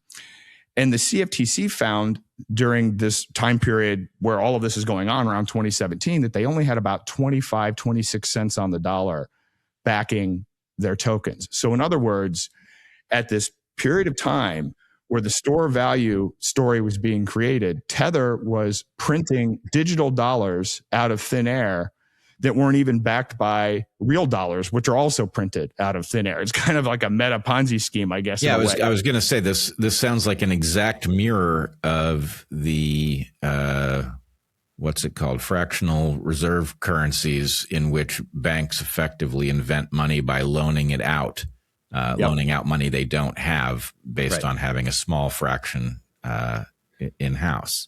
And so here's information that we couldn't put in the book because it wasn't rigorous enough. But this is, let's say, industry knowledge that people would talk about, but it's nothing that you can prove. During this time, common knowledge is probably an overstatement, but among people who understood the power players in Bitcoin, it was clear that there was something funky going on, something suspicious going on with Tether and with this exchange called Bitfinex. And it was like there seemed to be bad actors. There seemed to be employing people in the, let's say, the domain of like information warfare, that there are some people who are making these really strong arguments that we got to have small blocks and you follow the money trail. And it's like, I think it's this weird circle of people that are involved, but it's smoke there, but it's nothing you can put right down in a book. Well, plot twist. It turns out that Tether and Bitfinex have the same parent company called Ithinex. And would you believe it? That's also the parent company of Tether. So, and we have also learned just in the past few years that Blockstream has been raising hundreds of millions of dollars of investment, and that investment is led through Ithinex, the company, the parent company of Tether. So when Blockstream was doing these hundreds of millions of dollars of fundraising rounds, that's being led by the people that are the owners of Tether. So you have the conflict of interest here is absolutely enormous, and it also confirms what I was saying before: the suspicions that we had that there's something wrong. There's in this weird network. There's something that really doesn't match up, and again that appears to be where there was smoke, there was fire here. All right, I also want to. I hope this argument tracks. But there's also some evidence in what the pattern you're both describing that flows the other direction. In other words, I think we can infer from the fact that Epstein was all over the alterations to Bitcoin that he must have worked for intelligence. Because here's the thing about Epstein. Many of us hadn't really heard him speak until we saw this 1 hour Steve Bannon, I guess it was a test for a documentary that Bannon then made that we haven't seen. But it becomes immediately obvious to anybody who is a high quality thinker that Epstein wasn't, that he was basically parroting commonly known things, trying to put them in way. He's basically, if you wanted to create, a character that you couldn't give a script, he had the, TED Talk level understanding of enough topics that he could, respond to questions, but he makes strange errors. He's obviously not, he's not a super genius. He's just not. So if he's not a super genius, why does he show up in the world as a financial super genius, as a science super genius, and as a Bitcoin super genius or crypto super genius? And the answer is, well, it wouldn't make sense for somebody who, I'm sure he's not stupid, but crypto is hard to deal with at a logical level. So you would have to be highly dedicated. You couldn't be dedicated to 14 other things at the same time. So the point is, it makes logical sense that the deep state would spot crypto as an important problem and would put a leverage guy on it. We need a leverage guy to make things happen. It does not make sense that Jeffrey Epstein as a lone operator would have his hand in every pot and be able to be doing anything productive. So, the fact that he's somehow at the core of Bitcoin development, at the same time, he's at the core of science publishing, and all the people whose books you want to read are being published by somebody who's at arm's length to Epstein. It just doesn't make any sense, right? The only way it makes sense is if a bunch of smart people are deciding what to focus on and pointing Epstein at it. And would you believe it? Since we got the Epstein emails, it's now come out that apparently Adam Back, the CEO of Blockstream, was in fact on Epstein Island. I believe it was in 2014. And he waited until the emails came out to tell people. I don't think he's admitted publicly yet that he was on Epstein Island. He did admit that Epstein invested into Blockstream. But we also know that Austin Hill, one of the other co-founders of Blockstream, was also in the emails. It appears to be that the emails that we have appear to be them coordinating to go to Epstein Island. And there's one fascinating email. I don't know how many. This is one that I recommend people look at also to kind of see the thought process here of power players. It's from Austin Hill, one of the co-founders of Blockstream. And it has this long, like several paragraph long email where he's going into detail of all the great world changing things he's going to do with his money. And it's going to be like, we're going to give free healthcare out to people and blah, blah, blah. And we're going to change the world. And it's going to be financed by taking a percentage of like the cash float of nation states. In other words, I want to say this was in 2014 or 2015. He was envisioning that the company Blockstream was going to be onboarding nation states to their thing, not to Bitcoin, to their thing. They'll be the new middleman, take the transaction fee. And with all that money they were going to make, he's going to help, change the world and give people free healthcare. And there's a tweet, I believe it's still up there. I retweeted it maybe a month ago.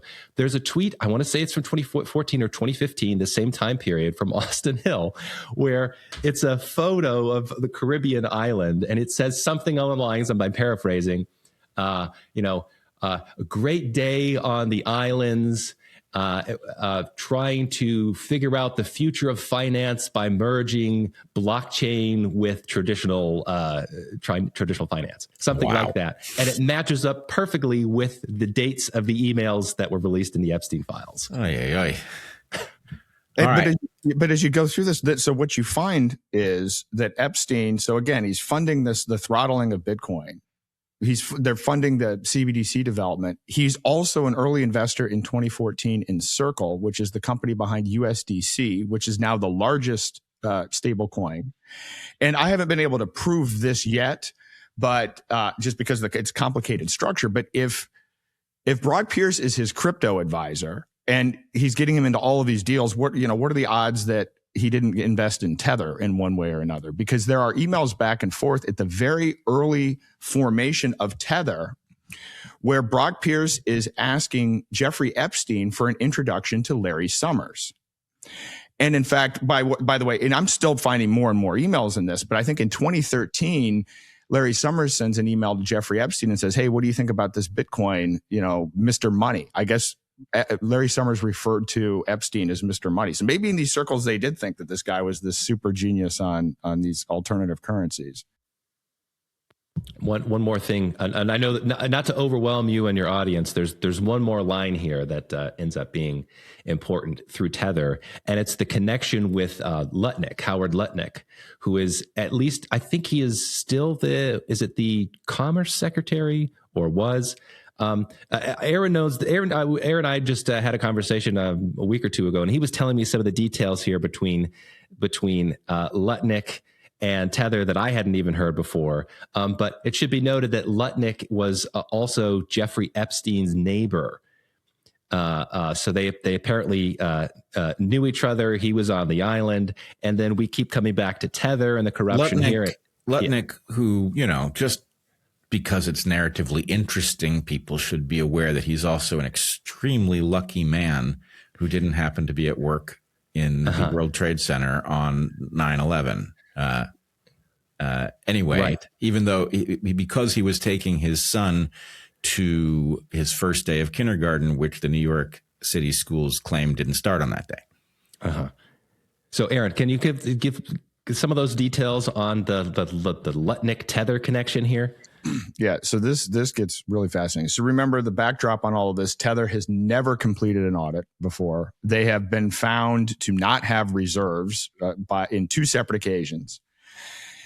And so then this interesting thing happens, a few years before the election. Howard Lutnick gets involved with Tether and makes a $600 million investment into Tether in exchange for his company, Cantor Fitzgerald, getting essentially the exclusive contract to manage all of the treasuries backing Tether.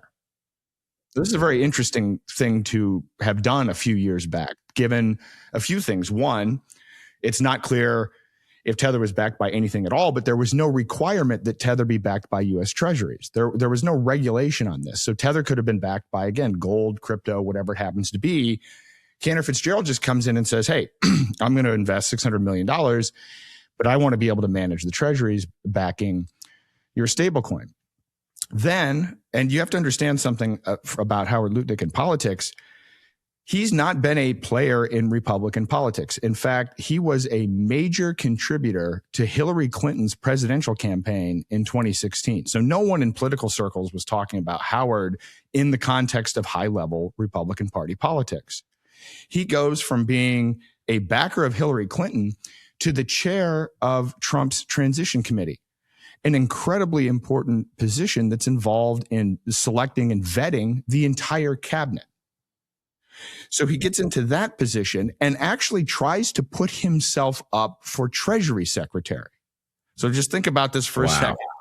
Your company's got an exclusive deal to manage treasuries for Tether, and now you're angling to get the Treasury Secretary position. I think people looked at that and said, "Hey, that's a little bit too far, even on the surface of things."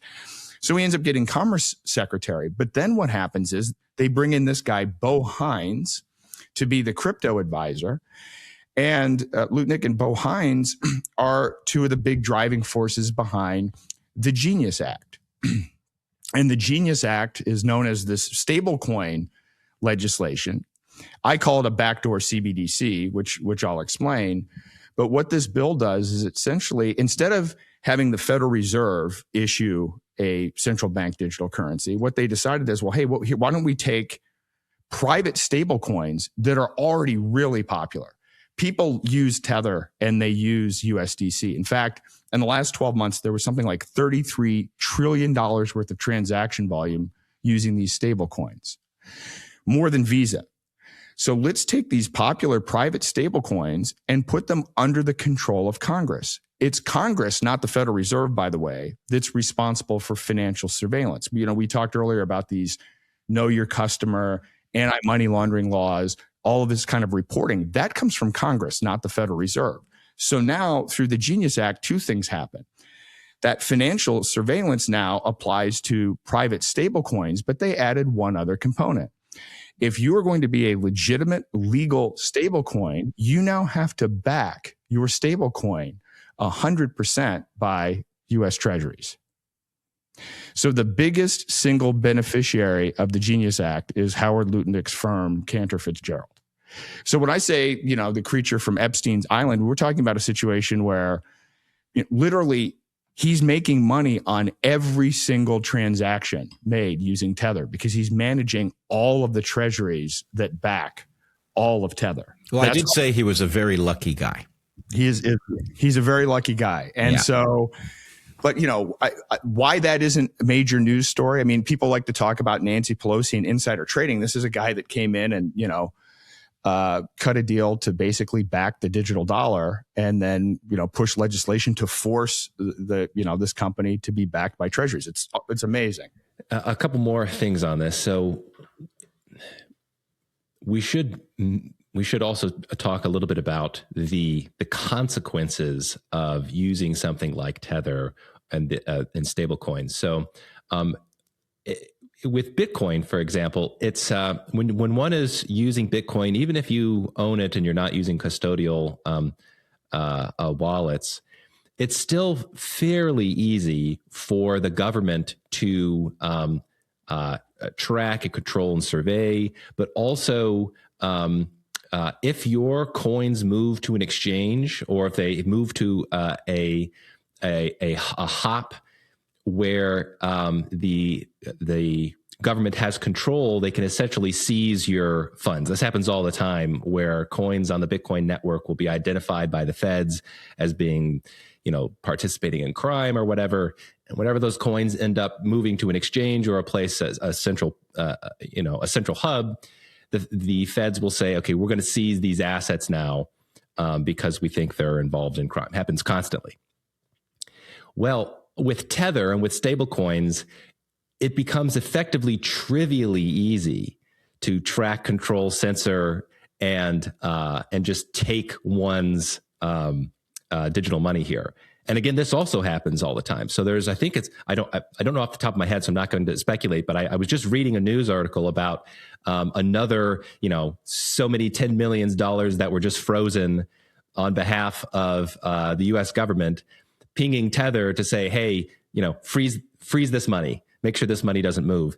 And it's easy on the Tether network to do that. It's more centralized than Bitcoin. It's essentially like a private company that's issuing these tokens, and it has control over the tokens. So if we go into the future world, which is everybody's going to be using digital currency like Tether, even if it's not a formal CBDC, that is already the dystopian future.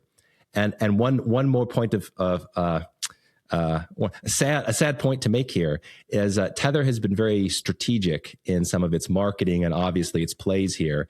And I know that they have invested, I want to say it's either tens of millions or maybe hundreds of millions into Rumble, which is the alternative, video company where you can host videos. So I get the impression that they want to start monetizing with Rumble. So people, they're going to have their more decentralized or something, video platform, and then people are going to be using Tether to pay content creators there. And people should know this might be a bad trend, unfortunately. So there are two ways to interpret this. One of them is clearly Rumble is a problem because it's where people who've been censored on YouTube go. And so to the extent that you want to snuff out a kind of discussion, Rumble is the same kind of problem that Bitcoin was. If you use Tether and backdoor CBDCs and stablecoins that are readily controllable, the point is you can shift the incentives on Rumble. That's one interpretation. Yeah. The other interpretation is that there's an attempt to corrupt Rumble itself. Sure. So that's fascinating. I do want to make sure people understand two things. One, the question of CBDCs is pretty arcane, but should be top of mind for people.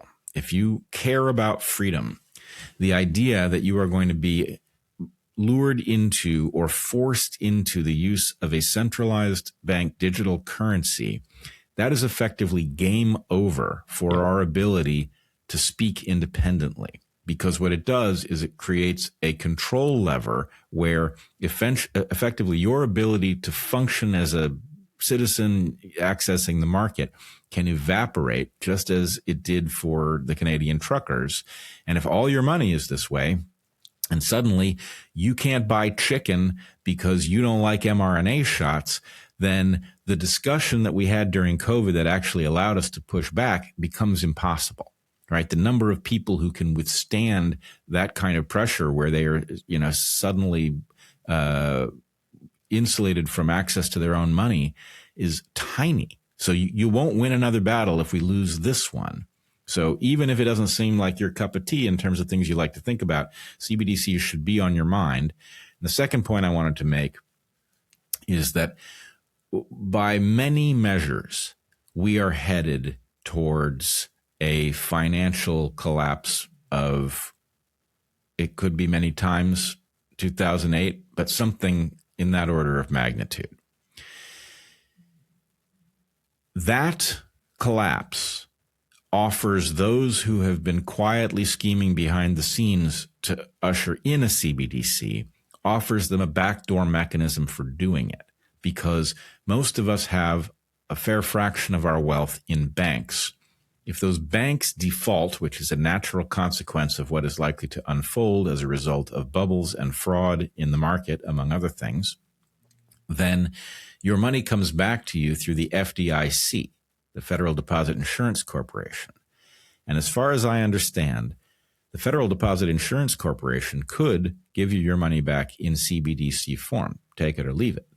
And if that happened, suddenly we are living in a brand new world in which all of the people you're depending on to make sense of the world so that you can understand it are now in danger of starvation if they step out of line.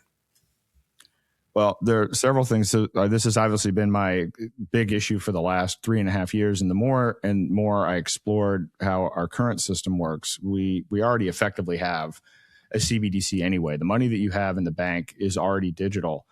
In fact, the government writes checks on through the Federal Reserve, which uses an Oracle database. So most of our money is digital. It's already tracked. So we already have a problem. So that's one of the things that my research revealed on this front. But these stable coins are a backdoor CBDC. This has become difficult for me because I was fighting CBDCs, and everybody's like, "Well, you must be celebrating now that Trump has signed an executive order saying there's no CBDC." And I'm like, no, it's the opposite. We've done this backdoor CBDC where $33 trillion worth of transaction volume is now basically under CBDC type control and regulation. And based on the growth rate of these stablecoins and popularity of these stablecoins, by 2030, there'll be more stablecoin use than Visa, MasterCard, and direct deposit combined. That's actually just the natural growth rate right now. So it's already kind of game over through these regulated stablecoins. But that's not the worst part of it. There's something now called the Clarity Act. So money represents about 5% of global assets.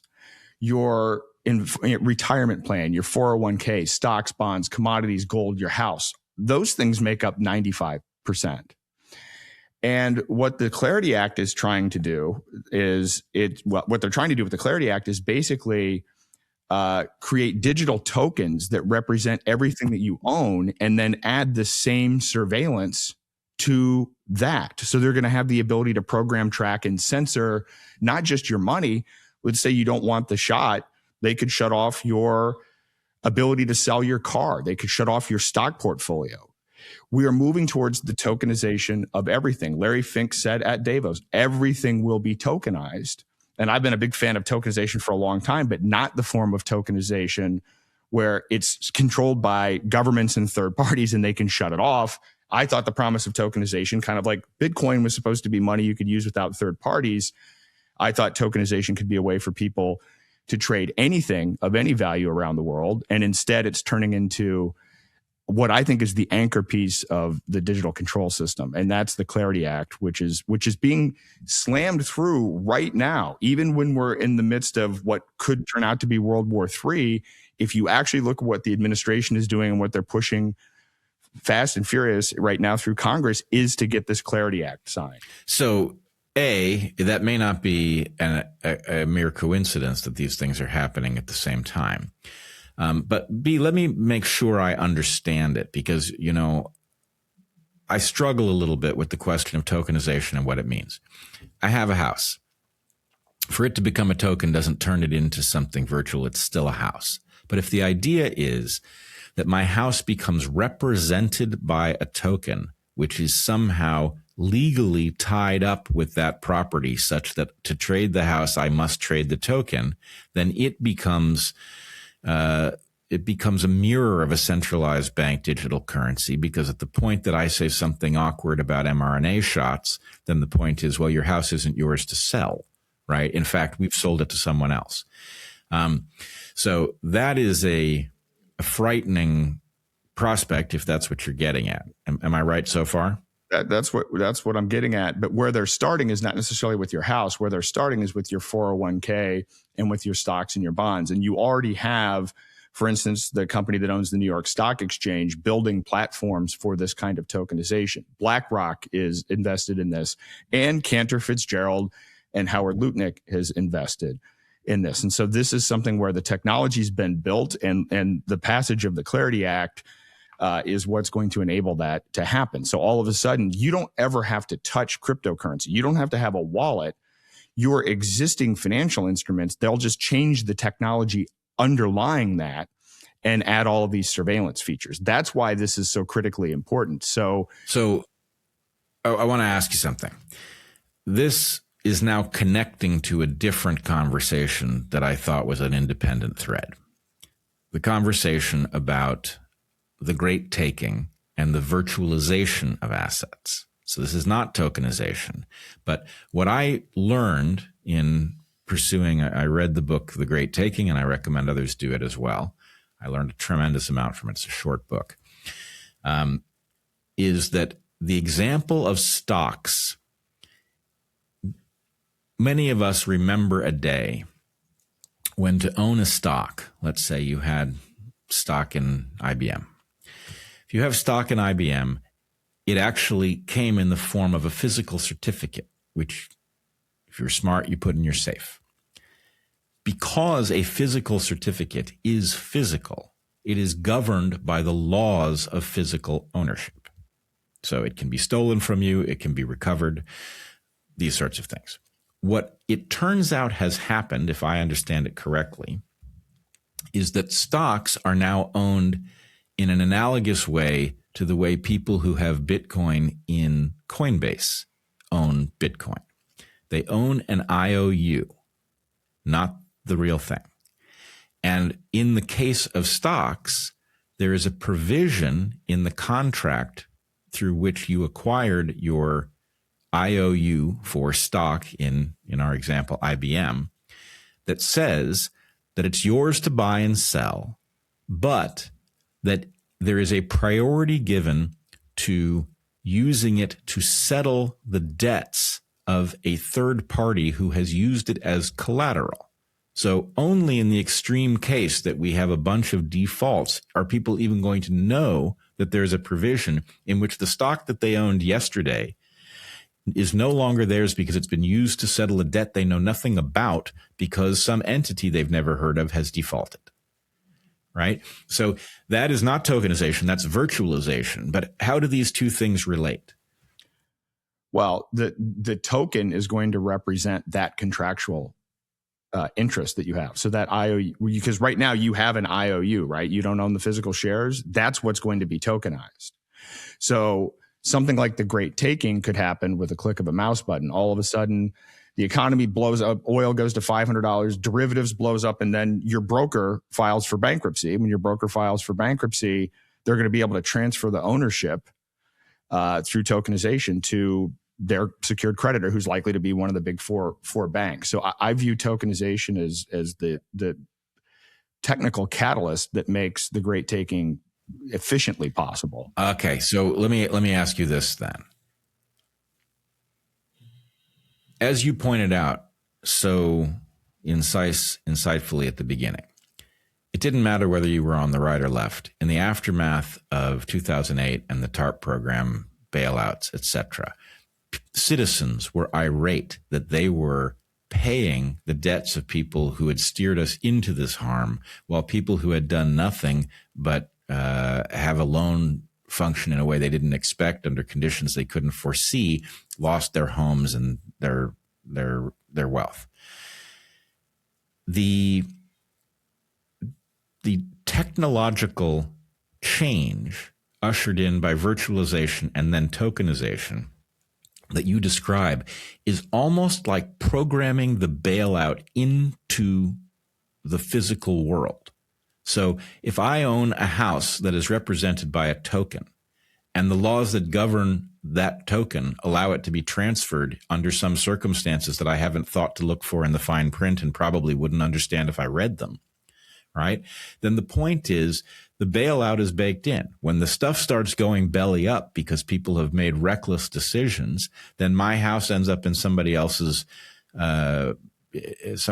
possession, and then somebody's going to have to explain to me, oh, that's because it was used as collateral, blah, blah, blah, blah, blah. And the point is, well, when did we vote for that? And the answer, it happened, the Clarity Act. Did you not hear about that? No. Is there some reason I wouldn't have heard about it? Well, we were going to war against Iran. Yes,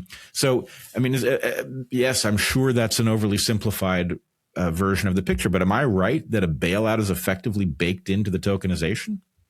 Yeah. I mean, I think, to a large degree, I've been arguing that we're, facing this threat of technocracy, which is digital IDs and the tokenization of all of our assets and everything else. And technocracy is a political ideology that doesn't value property rights or individual rights. It basically says, all of our decisions and assets will be managed. Well, they won't even be ours anymore, but it'll be scientists and engineers, and now increasingly AI, that will be deciding what it is that we can and cannot do. This has been a movement for 90 years. And really, since, for the last 50 years, since 1973, there's been a lot going on behind the scenes legally to make this happen. So you talked about what the Clarity Act is only the final piece of it. The Great Taking, there have been changes that have happened in the UCC laws in all 50 states that make this happen. That started in 1994. This has been a long plan. And actually, I did an article about this. I started thinking about these click wrap agreements that we sign. Every time you get a piece of software or a rental car agreement or even your bank agreement, you just scroll to the bottom, right? So I wanted to look at, well, wait, what are we actually giving up? And what I've come to now is that the average person signs about 200 of these click wrap agreements a year. And if you were to read these agreements, it would take 2 hours a day, 365 days a year, which of course nobody does, nor could you do. But I then created an AI to kind of analyze and break up a score that shows, well, what's actually happening. And it turns out we've already given away our privacy. We've given away our data. We've given away our ability to dispute. And in some cases, we've given up our economic ownership interest. A lot of people like to say BlackRock, Vanguard, State Street, these guys own everything. That's not true. They are actually managing money on behalf of us and others. But what we've already given them is voting rights. Because, back to your story about a physical stock certificate, if you own an ownership interest in a company, you have a physical share, and then you have the right to vote. You get to vote on the board of directors. You get to vote on these shareholder issues. Well, your 401k is a whole basket of stocks. Why aren't you getting hundreds and hundreds of notices for all of these companies that you own a small percentage interest in. Well, the reason is that if you actually read the fine print of your agreement, you've given your voting rights to BlackRock, State Street, Vanguard, and so forth. Holy moly. So this has been happening for a couple of decades, and we've been conditioned to it. And so now we really already own nothing, but the Clarity Act gives the technical capacity for them to lock down and transfer assets in a very efficient way. That's why I've been sounding the alarm on it. The reason nobody's talking about it is the way that it's been presented, the propaganda behind it.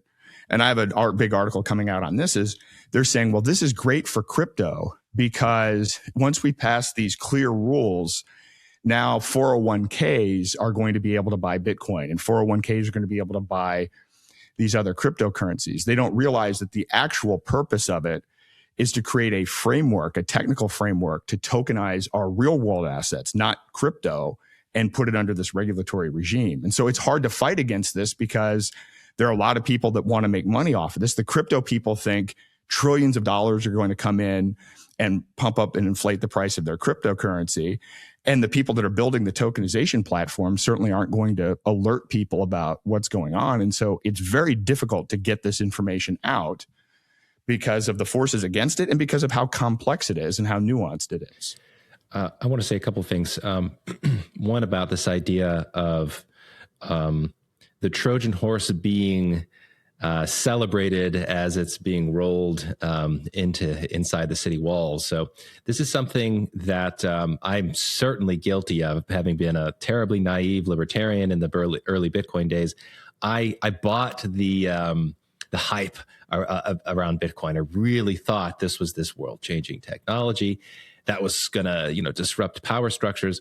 I had no idea the sophistication of the opponents that we were facing. So the idea that they're like this ragtag group of libertarian idealists are going to create a private money that can't be controlled, and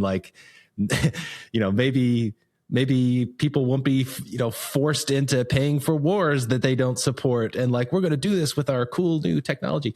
That's just crazy naive. I think in hindsight, I don't even think they had to work very hard to hijack Bitcoin.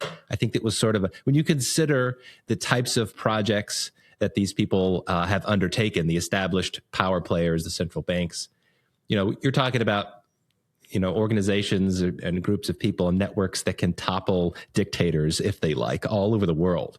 The idea that they're just going to roll over and accept some alternative currency is not really feasible from the beginning. So one thing that I have heard suggested is that maybe part of the reason that Bitcoin was maybe allowed to operate as long as it was out in the open is to get some of the loudest critics on board with this idea of digital currency. So the libertarian idealistic folks here who really don't like CBDCs, they're really skeptical of centralized power. A huge percentage of them have been effectively captured by the Bitcoin narrative, and they think they're going to get rich if they just kind of go along to get along and don't upset the apple cart. Maybe the price of Bitcoin will keep going up and they'll make money. So I do think that we're seeing this too with the Genius Act and the Clarity Act. Sort of, there's this push that we're gonna adopt cryptocurrencies and it's gonna make the world a better place. And meanwhile, the devil's in the details, and it's accomplishing the opposite of what the ideologues and naive people thought it would accomplish. But I do want to step back and say it's not all doom and gloom here, because there is in fact a big difference between, let's say, the formally stated law and the common law. So when we're talking about when you have a stock certificate and the ownership of it is playing by the laws of physics because it's a physical thing, even that I don't think that's not quite right, because we still have social infrastructure in practice that says I lost my certificate, and so I am the rightful owner of it. And then I have other ways of proving that that I'm the real owner. If somebody steals a copy and they go to the Xerox machine, and then now there's two certificates, who is the rightful owner? Is Hold on. I didn't mean to imply that they obey the laws of physics. What I meant to imply was that we have comprehensible laws that adjudicate this. Yes, right? Yes. Well, that's the part, is that the laws are separate from the document, and this is also going to be the case here with let's say the digital world and the contracts we're agreeing to. So just because we are accepting the terms of agreement when we download a piece of software doesn't actually mean that we are legally obligated by the rules that we're accepting. I know it seems intuitive that we are, but if it turns out that it's predatory in there is actually a social technology, political technology and infrastructure that can say, actually, that contract is invalid. We have the common law tradition is trying to protect from, let's say, abuses of the formal law to preserve order and civilization. Yeah, so there are many reasons a contract can be invalid. It can be invalid because you don't benefit from it. Presumably, if you get a piece of software, you do, but it could be invalid for that reason. It can be invalid because it's deliberately opaque, which I think they are. But you're right. The fact that you have signed something that technically says, yes, I accept the surrender of this, and you can't sign away your constitutional rights. Interestingly. So there are lots of reasons it can be invalid, and people should not take the assumption that just because it's there in black and white and they clicked OK, that these things are enforceable, because many exactly. aren't. And if they're coming for your assets, and if, let's say, you got your the property deed that to your house got digitized, and somebody is claiming, look, because of this such and such a rule, now we own your house. We aren't forced to submit to that being a legitimate legal structure. So there's hope here that sort of lies outside the law that says, even if these schemes are pulled off, that doesn't mean we're all going to actually be impoverished necessarily. Well, here's the thing, Steve. You said that you had been painfully naive about the fact that we were going to make a better world with crypto. Uh-huh. And I wanted to suggest, you're the right person to suggest this to because of your philosophical bent. I have a principle that I live by, which I've probably said to you before, which is, no matter how cynical you become, you're still being naive. So I want to fix that. I think it's true, but the reason why it's true explains the naivete of people even like us who are used to looking into the abyss. Imagine for a second that minted at some rate were people who were completely free of moral constraint. We know that these people exist. We have names for them, right? Arguably a sociopath is, certainly a psychopath is. But imagine that they circulate among us, and that there are processes, even unintentional processes, that cause them to cluster together and to seek power. Well, the answer is they have every move on the board, including all of the moral moves. They can behave morally as long as that pays, and as soon as it doesn't pay, they're free to do things that you and I wouldn't be. So once you imagine that these people exist, there are forces that will group them together, and that they will together seek power, and they will do so with tools you can't even imagine because you would never think to do it, right? What would those people look like? They would look like what is strongly suggested by the collection of evidence around Epstein. And in fact, the Epstein phenomenon appears poised to drag people in that direction. Right? If Epstein found everybody's weaknesses, pulled everybody beyond their own moral limits, and then there was no route back for one reason or another, whether it's because somebody was afraid that their wife would find out, or somebody had committed a crime and didn't want to go to jail, or whatever it was. Once those people have nothing to lose, then the point is they are in a position to be dragged further and further into the darkness.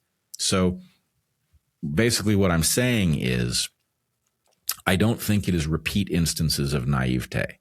I think it is the downside of being decent. If you are decent, you are going to find yourself shocked by the indecency of others again and again, and you wouldn't want it any other way. Like, it's good to prepare for this thing, but just get ready, because people with no moral compass exist, and they're going to find new ways of gaming the system and taking advantage of everybody else at every opportunity. Well, and I will say, I used to believe in the political process, spent a lot of time in that. And then, then I thought, well, maybe there's a legal recourse. And now, there's Roger's case, but we're going to do another Enemies of the State event at the Libertarian Party convention. And the number of people that have been incarcerated has doubled. And I've seen enough of these court hearings and read enough of these court documents and people that I know personally. And, this isn't a civil case, but the DOJ, they have a pattern, and it's not around finding the truth. They are interested in getting wins, and they will suppress information. They will misrepresent information as a matter of process. And it's very demoralizing. And I've actually talked to some lawyers that have gotten into this, where maybe their first case was working on one of these crypto prisoners, and it completely warped their view of the law, like finding out that judges own some of the private prisons. It's just, and it gets to a point where you don't want to continue to dig into it, because it never comes out favorable. Yeah, it's everywhere you look. So let me speak a little bit more precisely then. So to be clear, my operating model of worldly power has gotten so pessimistic that I am saying I think that there are groups of individuals who one will have predictive power of their next action if you model them as Satan incarnate. Okay, so I have bad news for you, Steve. Okay, you're still being naive. Okay, well, worse than Satan? Okay, you got to help me out on that one. I don't know how to make it more extreme, but I was actually just talking to a friend about this, and I was saying that one of the ways I'm viewing it is that if one is turns out morality is this really powerful constraint on people's behavior that gets unbelievably deep into their psychology, and when one is thinking about how to interact with the world, one is implicitly always checking with one's moral constraints. And this is good. This is a feature. This is what we want. However, as you said, there are some percentage of people who don't have that moral constraint. And it might even be more accurate to model them as saying they have embraced inverting the morality of regular folks to see that there are tactics and tools available to them that give them an enormous amount of power that other people are not participating in. So I was using the analogy of cake. There's like a certain amount of cake on the table, and if you behave yourself, you eat the good cake, and then there's the people that are constraining themselves with morals or eating the good cake, and then they all leave, and then there's like a ton of evil cake that's left over, and all you got to do to eat the evil cake that's there is just loosen your moral constraints, and you'll find there's a bounty awaiting one for embracing evil. So that is how I'm modeling things here. At least I do think that's what we're up against. That sort of makes sense that space is going to be taken by some entities. However, my point is to say, despite that, in the face of that, there's still cause for optimism, because even if in their diabolical schemes they're trying to harm you and take your money and take your stuff and harm your neurology, whatever it is, it doesn't mean that even if they find some crazy technically legal way of harming you and stealing from you, doesn't mean you have to go along with it. So yes. I don't want people to feel like they're locked in. It's like, oh no, this criminal says he owns my house, and I'm just going to roll over and give him my house.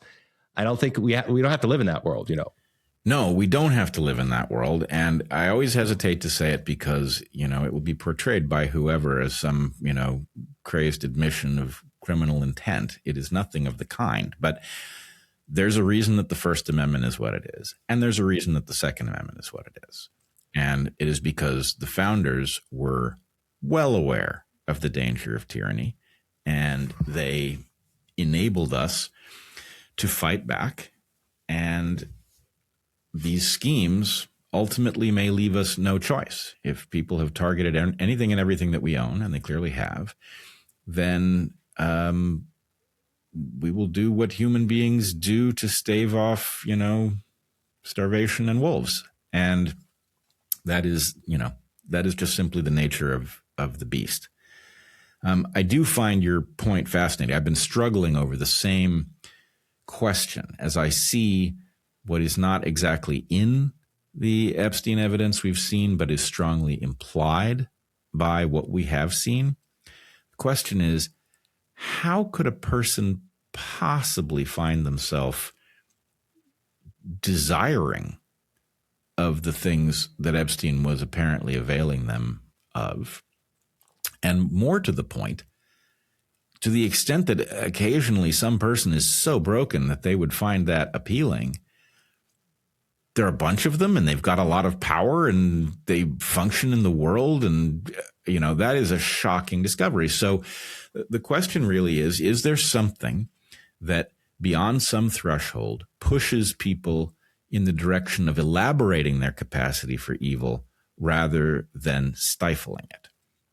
And I agree with you. Something does seem to push in that direction. The more, and I would guess at the following.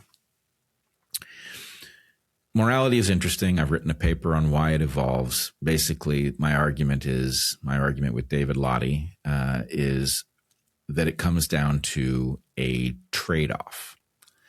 That moral actions involve a constraint, the unwillingness to do something that would be profitable. And so for the context of this conversation, those of us who are morally constrained are passing up profits that we might make in evolutionary terms. And why would we do that? And the obvious answer is there are ways in which that can be a wise strategy, which is why morality itself has evolved. And I would argue that one of them is that the people who lean in the direction of evil, the people who are less morally constrained, have an advantage in the short term. Yes. And those who are morally constrained have an advantage in the long term. Now, there's nothing that says that these short-term motherfuckers aren't going to do us in the near term. We have to be on our guard, much to Aaron's point about the things that are in motion that we're not paying attention to. But as you say, Steve, we shouldn't lose hope, because in the end, apparently, the fact that human beings are overwhelmingly capable of moral self-restraint says that has counterintuitively been a successful strategy.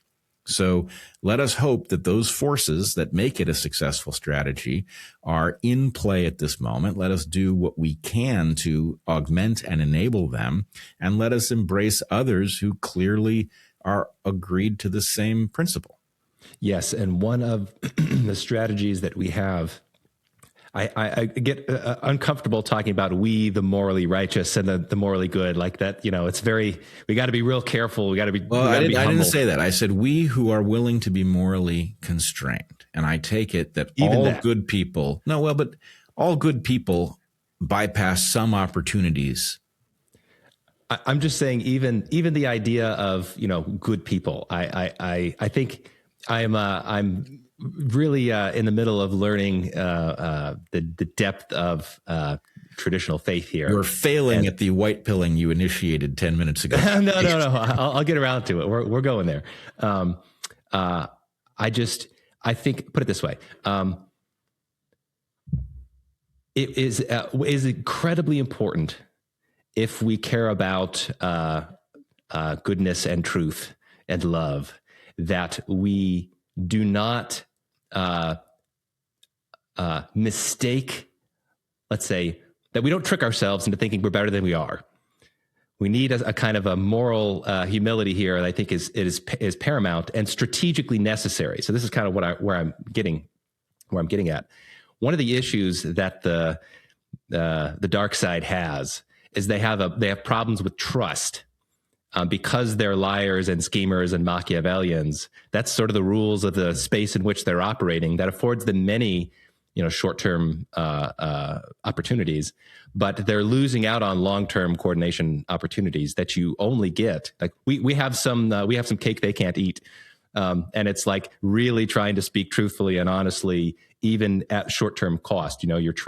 Sometimes you're trading your short-term credibility for long-term credibility here by saying things that are true, but harm you in the short run. And I think obviously, living through COVID, prime example of this, all kinds of short-term pain that skeptics of the mRNA vaccine, for example, had to go through, that ends up being vindicated in the long run. And it's important that we do the exact same thing right now in crypto, and with the threat of the digitization of our economy, that the guarantee there's going to be a whole lot of hate coming your direction, my direction, Aaron's directions after this conversation. But it is critically important now on this team that if there are wolves in the pen, there are wolves wearing sheep clothing with us, we have to point out that is the case, even at cost of being ridiculed and mocked here, because the stakes are great. So the optimistic story is this. I think this is what the process looks like of us, using what we have to our strategic advantage with this, which is like long-term truth telling and this type of thing. But it's going to require, I think, a lot of people, hopefully more and more prominent people like yourself and others, to come out and say, hey guys, let's not sign everybody up for Bitcoin and cryptocurrencies right now, because this might actually be that might be an end game. It's not that maybe you're not going to make money or whatever. It's like that might actually be a disaster scenario that we should avoid. And that's it hurts. Also, it hurts my soul to say a little bit, because I literally wrote this book, What's the Big Deal About Bitcoin, in 2014. I was the guy making the case for how Bitcoin is this amazing world-changing thing. Got a bunch of people involved and excited about it. And now I got to kind of put my tail between my legs and say, geez, not only is this not so exciting, it might be like something that's profoundly dystopian and evil at the end of the run here. So, anyway. Yeah, I mean, that's always the danger, that anything that is set in motion can be captured or disrupted or displaced or whatever it is that happens. And I do, there's another, if we zoom out, we were granted some rights. We were given a brilliant skeletal description of a civilization in which we are free to think independently, to fearlessly speak about what we have concluded, to defend ourselves, to have property, to not have the government rifle through our stuff because it feels like it. If we are accused of a crime in which our rights might be taken away, we have every advantage that we are entitled to in court. We're allowed to confront the witnesses against us. We're allowed to see the evidence. We are allowed to have ourselves presented to our lawyers without delay, a speedy trial, all of these things. None of that has changed. It is a profound irritant to those who wish to control us. And so they are always plotting ways to undo it. And here, I'm afraid what we've spotted is a mechanism whereby they don't really have to, undo it, because they can supersede it in a way that the founders, if they had understood that it was possible, would surely have blocked. But they couldn't, because the technology is so central to the way it functions. And so we have to just remember who we are, what we're entitled to, and what the logical implications of that are for what they're doing, right? They may think they have the right to give me a shot I don't want to take, and they may think they have the right to prevent me from spending money if I resist. The answer is No, that's obviously wrong. You may have the power to coerce me. You may be able to bring men with guns, hold me down, and inject me with something. Doesn't mean you had the right to do it, even if it says so on paper. Strong agree. Hallelujah. Hallelujah. Aaron, do you want to... Yeah, I mean, I don't think I'm blackpilled. I actually spend most of my time trying to exit the system and use parallel systems. And, so the answer to getting stuck with CBDCs is to exit the dollar and use alternative currencies. The answer to getting stuck with the healthcare system that we have, that, one person every minute in this country files for medical bankruptcy, and most of those have insurances, to form a medical trust, exit the system, look into medical tourism, and just not comply. And if enough of us do that, it's hard to fight within the system, because I think the system itself is so corrupted that you lose by fighting it to a degree. But we can build alternatives, and that's where I spend most of my time. But even still with that, I look at something like the hijacking of Bitcoin and I say, well, how do we prevent that from happening again? And I still don't have a good answer. Yeah. Well, not only that, though, I agree with you that there are many things that we can do to insulate ourselves from some of this. I don't think we can insulate ourselves perfectly. I mean, for one thing, take the example of your home ownership and the danger posed to you by a bank default that makes it impossible for you to pay your loan on time, that then subjects you to your house being repossessed. That is something you can resist if you can own your home outright, which most of us can't. So there's technically something to do, but practically it's going to be very difficult. And what's really protecting us is that they can't afford to do it to all of us at once. So I guess the question is, on the one hand, protecting yourself by exiting in rational ways. It would be great if there was a central repository of descriptions of how to do that. Maybe there is. But the other thing is, we do have to figure out how to fight back. The fact that we may be protected from a CBDC because we've spotted it coming doesn't help us so much if our neighbors are about to have the squeeze put on them because they didn't see it coming, and suddenly they're going to be starving because they can't spend their money. Yeah. And I would love to be able to sit here and say, well, that's why this new cryptocurrency project is going to revolutionize everything. And this is the one, you can escape to. And look, if they can hijack Bitcoin, as far as I can tell, they can hijack anything. So going forward, there are some interesting other crypto projects out there that seem to have privacy more baked into them from the beginning. I think those are promising.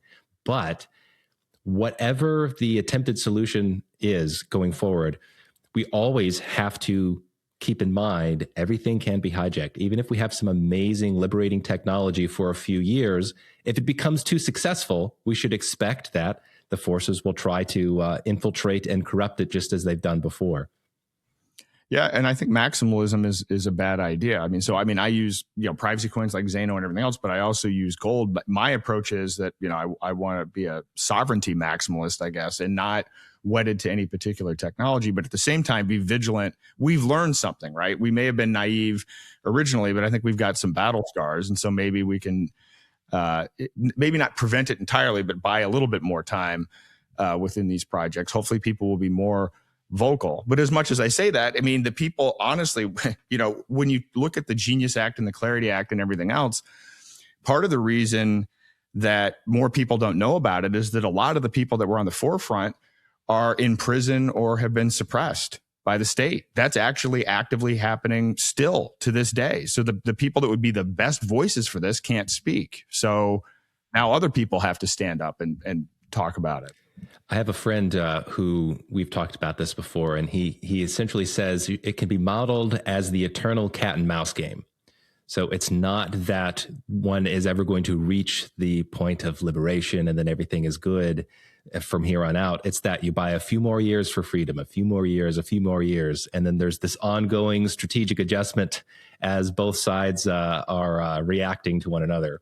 I also think, it reminds me when we had our first conversation, Bret, about the dark age. It was like, okay, what do we do from here? Where do we go? Because it's sort of overwhelming to say, yeah, okay, maybe we've been living in a dark age, but like in terms of like concrete action or what do you do?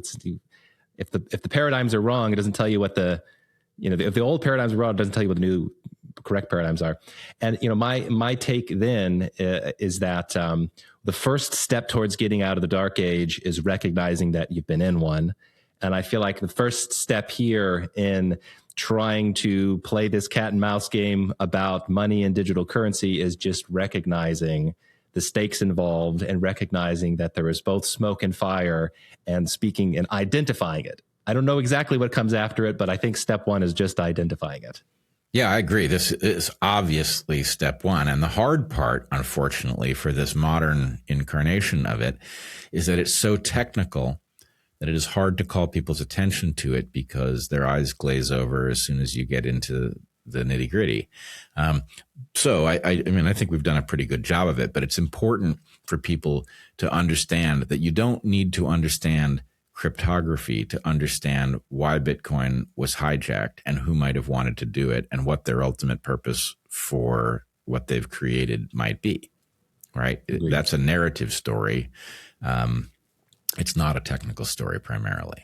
So some years back, I had a contact with Roger Ver, and I was despairing, having just discovered hijacking Bitcoin and having realized that this thing that held so much promise was not promising anymore, to say the least. And I knew that he had backed Bitcoin Cash, and I thought maybe he thought that was the way to go. And it turned out that basically didn't work as a solution to the problem. And so I was hoping that he would say something about what one might do if you were excited about the technology and promise of crypto, but not excited about those projects. Where might you go? And at the time, I don't think there was anything to offer. I understand that there are now at least a couple of projects that might be worth talking about. Do you guys know about these? Do you know what I'm referring to? Yeah, I mean, I know that Roger had introduced me when I had him on my podcast 3 weeks before he was arrested. He mentioned a cryptocurrency called Zano, which I looked at based on his recommendation, and it's a privacy coin. And in fact, I've moved to privacy coins. If you read the first edition of my book, I list a whole bunch of different cryptocurrencies that you can use. But we talked earlier about the degree to which Bitcoin and even these stable coins can be tracked. And I want to say something about that in relation to Zano and Freedom Dollar. There's a company called Chainalysis that's been around since 2014, and they work with exchanges and law enforcement, and they have a complete database and a solution now that private investigators can get certified in. So last year, 3 different people came to me, and they had either a divorce or business dispute. And, the counterparty had hired one of these private investigators, and they were able to get more information about their crypto transactions than they could get from the bank, because the bank only has records for 7 years. And so my, focus and my shift has been, not just Zano, but on the importance of privacy by default as being a tool against CBDCs and the surveillance state. Zano is one project that does that. Zano allows you to create tokens. We talk about tokens with CBDCs and everything else, but tokens that are private, where you can't see the transaction amounts, you can't see who's doing the transactions, and you can have the tokens in your own possession. And then there's a project built on Zano called Freedom Dollar, which is a stable coin, except that it's what's called an algorithmic stable coin, but it's not backed by US Treasuries. It's completely private. So you can't actually freeze it or stop the transaction. So those are maybe, those are 2 that are promising amongst a bunch of others. But, I live on this stuff. So this is what I actually use. I actually have a debit card that I load with Freedom Dollar and Zbic. And when I travel around the world, I'm literally using these things to. So from the point of view of the vendors that you're buying from, it looks like dollars to them, because is that right? It looks like dollars to them. Yeah. I mean, either the Freedom Dollars, it's pegged to the dollar. So it's a token. It'll be a token in your wallet, and then that token has a stable value of $1. That's the idea. What I'm trying to understand is how these two projects have escaped the fate of Bitcoin. How is it possible for these things to be truly anonymous, and how is it possible to spend them seamlessly if most people have never even heard of them? Yeah, I'll take a stab at that. So they're small. That would be number one. Is the Xano project is small. Freedom Dollar is very, very small. So I don't think they've gotten the regulatory eye of Sauron on them yet. And one reason I say that is because Monero is this other long-term cryptocurrency coin, which has been around for a long time, and their focus is on privacy. But they've had such success that they've been blacklisted from a bunch of the exchanges. It's very hard to get because the exchanges in particular, they don't sell it in a bunch of places. Is that because know your customer is impossible with it? Yeah, that's the idea. And so, I guess this is one of the big ones that's used on the black markets online. It used to be Bitcoin many years ago, and now I guess Monero is a big one. And if it's actually being used that way, I think that would suggest that there's real privacy in that project. However, I would just say, the fact that Xano hasn't yet, I don't think it's met that level of scrutiny yet, but it's tiny compared to Monero. And we already know that Monero has been targeted from the government. Okay. But help me out here. I'm not understanding. If something is tiny, like Xano, and I wish to use it for if I wish to buy bagels with it, how does it function so that that at the point of the vendor, what I'm spending is Xano and the vendor is getting dollars? So how this works right now, so I have something that's called a Zbeck MasterCard. So it's a kind of a non-KYC MasterCard. So I load my Freedom Dollar or Xano onto that card, and then I use that card to pay. So the merchant isn't actually receiving cryptocurrency. There is kind of this intermediary in this step that is the non-KYC debit card. And so that's one solution. Now, obviously, long term, we need people to be using these things peer to peer without debit cards in the middle. But there's, you got to build this stuff out. And so there's an ecosystem being developed, and people are I've launched this medical tourism marketplace. There's no revenue model, but I've just created a database of all of the major medical tourism facilities and to help people find lower cost, higher quality care. And then when they make that match, it just sends a message to the provider saying, hey, would you like to get paid in Freedom Dollar or Xano, or consider that? Because medical tourism is like $100 billion a year industry. But one of the big issues is if you go to your bank and you say, hey, I want to wire $15,000 to this medical facility in Thailand, that's going to set off a whole bunch of red flags. You're going to have issues with that. If you use a credit card, there are chargebacks. And so it's about building out an ecosystem of these types of solutions in marketplaces. And those are propping up now. So, but I do want to say the Xano technology, the guy who created it actually created the technology behind Monero. So it is very much Monero-like with some added bells and whistles. And so it does have that shared technological approach. Also, I think a different way to answer your question, Bret, is we are in that space. It's 2012 again, as we were in Bitcoin in 2012, 2013, almost no adoption. It was a pain in the ass to get it, pain in the ass to use it. You couldn't really use it until payment processors came along. It's the same case in Xano land, where it's just there's not a lot of infrastructure right now, and that's why I think it's also relevant that if we do get more infrastructure, and maybe that'll happen, that would be great. If there's too much success, if it becomes too large, I imagine that's where you're going to get more pressure from the government coming in. All right. Well, that's interesting. And what do you guys think about cowrie shells? Are cowrie shells coming back? Well, they're physical, so that's a feature. They are physical. That's true. They are Interestingly, though, the cowries know little about it. They are governed by the physical laws of possession. Yeah. Well, I have these as well. I'm holding up a gold back. This is 1/1000th of an ounce of gold in bill form. So I use cryptocurrency, I use whatever. And in New Hampshire, there are 150 businesses that take gold backs, and there are also locations here that take silver. So it's all about starting and trying to build an ecosystem, but it isn't easy. And it is, Steve's right, it's like 2012 all over again. But the good news is there were a lot of people that kind of gave up on crypto. The people that had the initial enthusiasm in 2012 and in that phase saw what happened to Bitcoin and they were disillusioned. A lot of those people are getting involved with Zeno. So it almost does feel like 2012 because it's some of the same people. And to be honest too, like I've said this multiple times now, that part of my own personal motivation for helping Roger write Hijacking Bitcoin is so that I could get out of crypto.